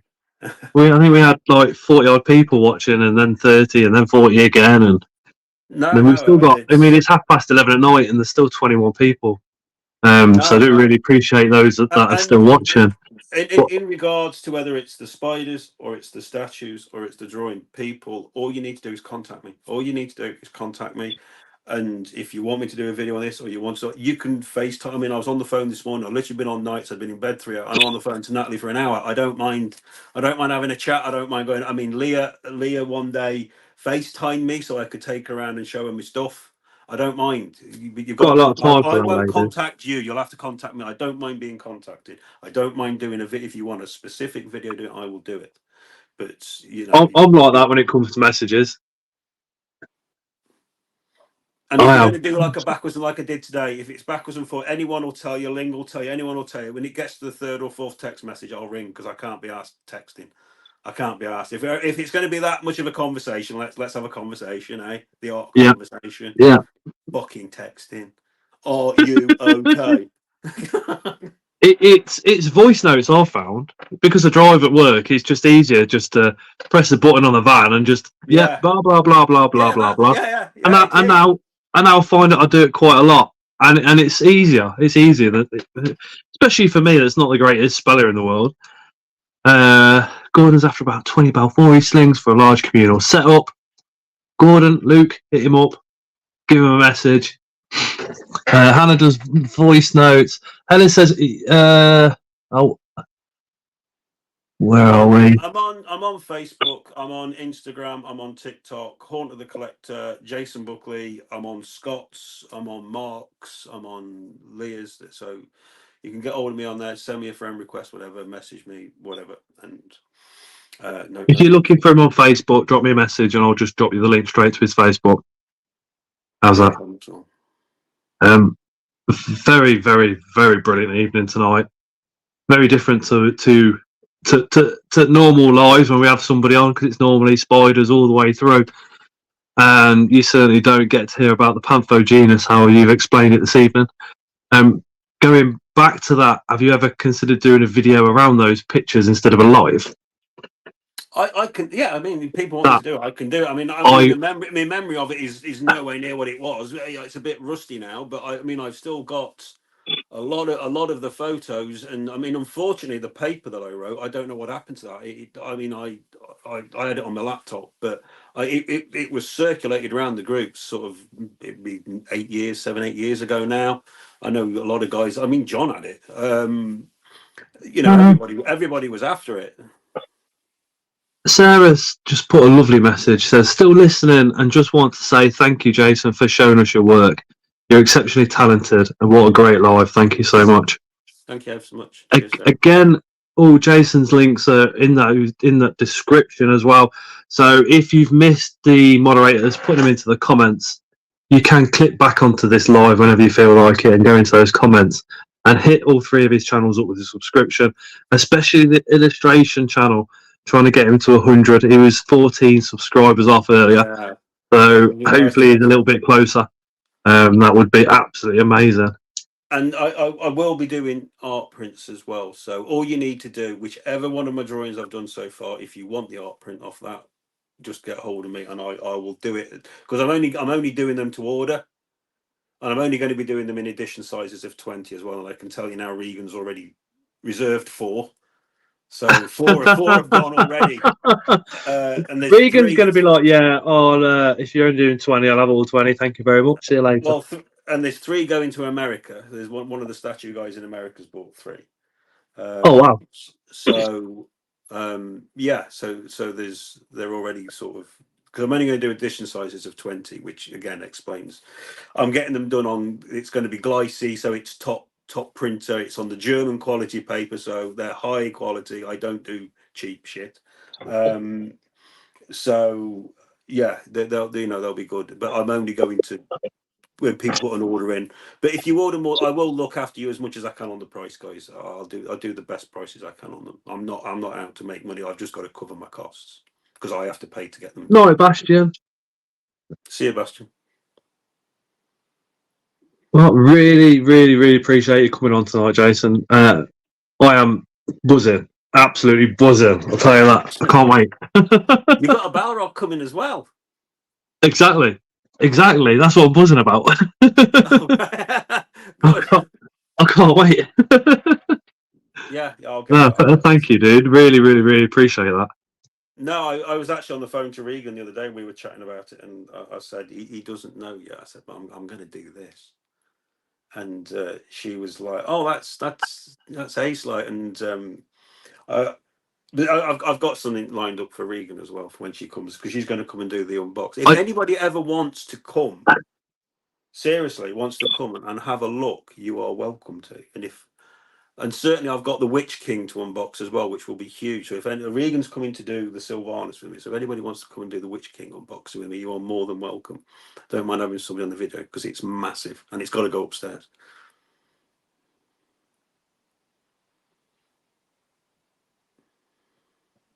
Oh, everybody's just saying night to everybody. Night, Scott and Jason. Can't see your walkthrough. What? Oh, on your channel, your walkthrough. Which channel did you do it on? What's that? Sorry. The walkthrough of your. Oh, she says wait. I think she's found it. Maybe. Yeah, there is. It'd be end of year. It'd be end of year or start of year tour, something like that, where I just go around what I've got. Statue collectors always do it so they can sort of people can look back and see where they were. You know what new stuff's coming and what they've got rid of. And any of the statue unboxings and reviews will have a red dot on the title. I put a red dot there so it's easy to navigate to them. My Predator one was I think I had about 10k views, which was really good for my channel. Bloody hell. Yeah. Oh, she's sorry, Helen. She says I can't wait to see the walkthrough and the stationary video that you're going to be coming up and doing. Yeah, I'll go. I did think actually about doing a sort of a video on the equipment that I use and to sort of recommend what people get. I mean, obviously, it depends how deep you want to get into drawing and doing your artwork. I mean, I've bought things which I don't think you need to have. I've got things that I don't really need to have now but that's because I've found things I prefer to use. You know, so but yeah, I'll do a video on that. I mean, I must admit, I've got 4 days off now, and I know I want to try and spend at least 10-15 hours on that drawing, trying to get into that and get it somewhere near. So so hopefully I'll get that drawing done by the end of the week. But I don't know. There's a lot of work to do on it. I've got 3 books. I am going to have to say good night to everybody. I've got a couple of things I've got to do before I get in bed, like walk the dog and all sorts yet. So thank you for having me on, Scott. Really appreciate it, dude. No, pleasure's all mine, indeed. The pleasure is definitely all mine. It was absolutely awesome, and thank you so much. It would also be a huge pleasure to have you on again in a couple of months' time, and when you've started doing the hyper realism stuff, and maybe got a statue or two, and probably different spiders in. Yeah, well, definitely. Yeah, you'll know when it comes because you'll see it on. But again, to everybody in the comments, Jason's links are down in the description. I don't think I need to give you an elbow to pop down there and click them and give them a subscribe. I think you're all going to do it now. But really do appreciate everybody coming along this evening and watching. Literally, without your support, none of this happens. So thank you guys so much, and we shall see you later. Night, everybody.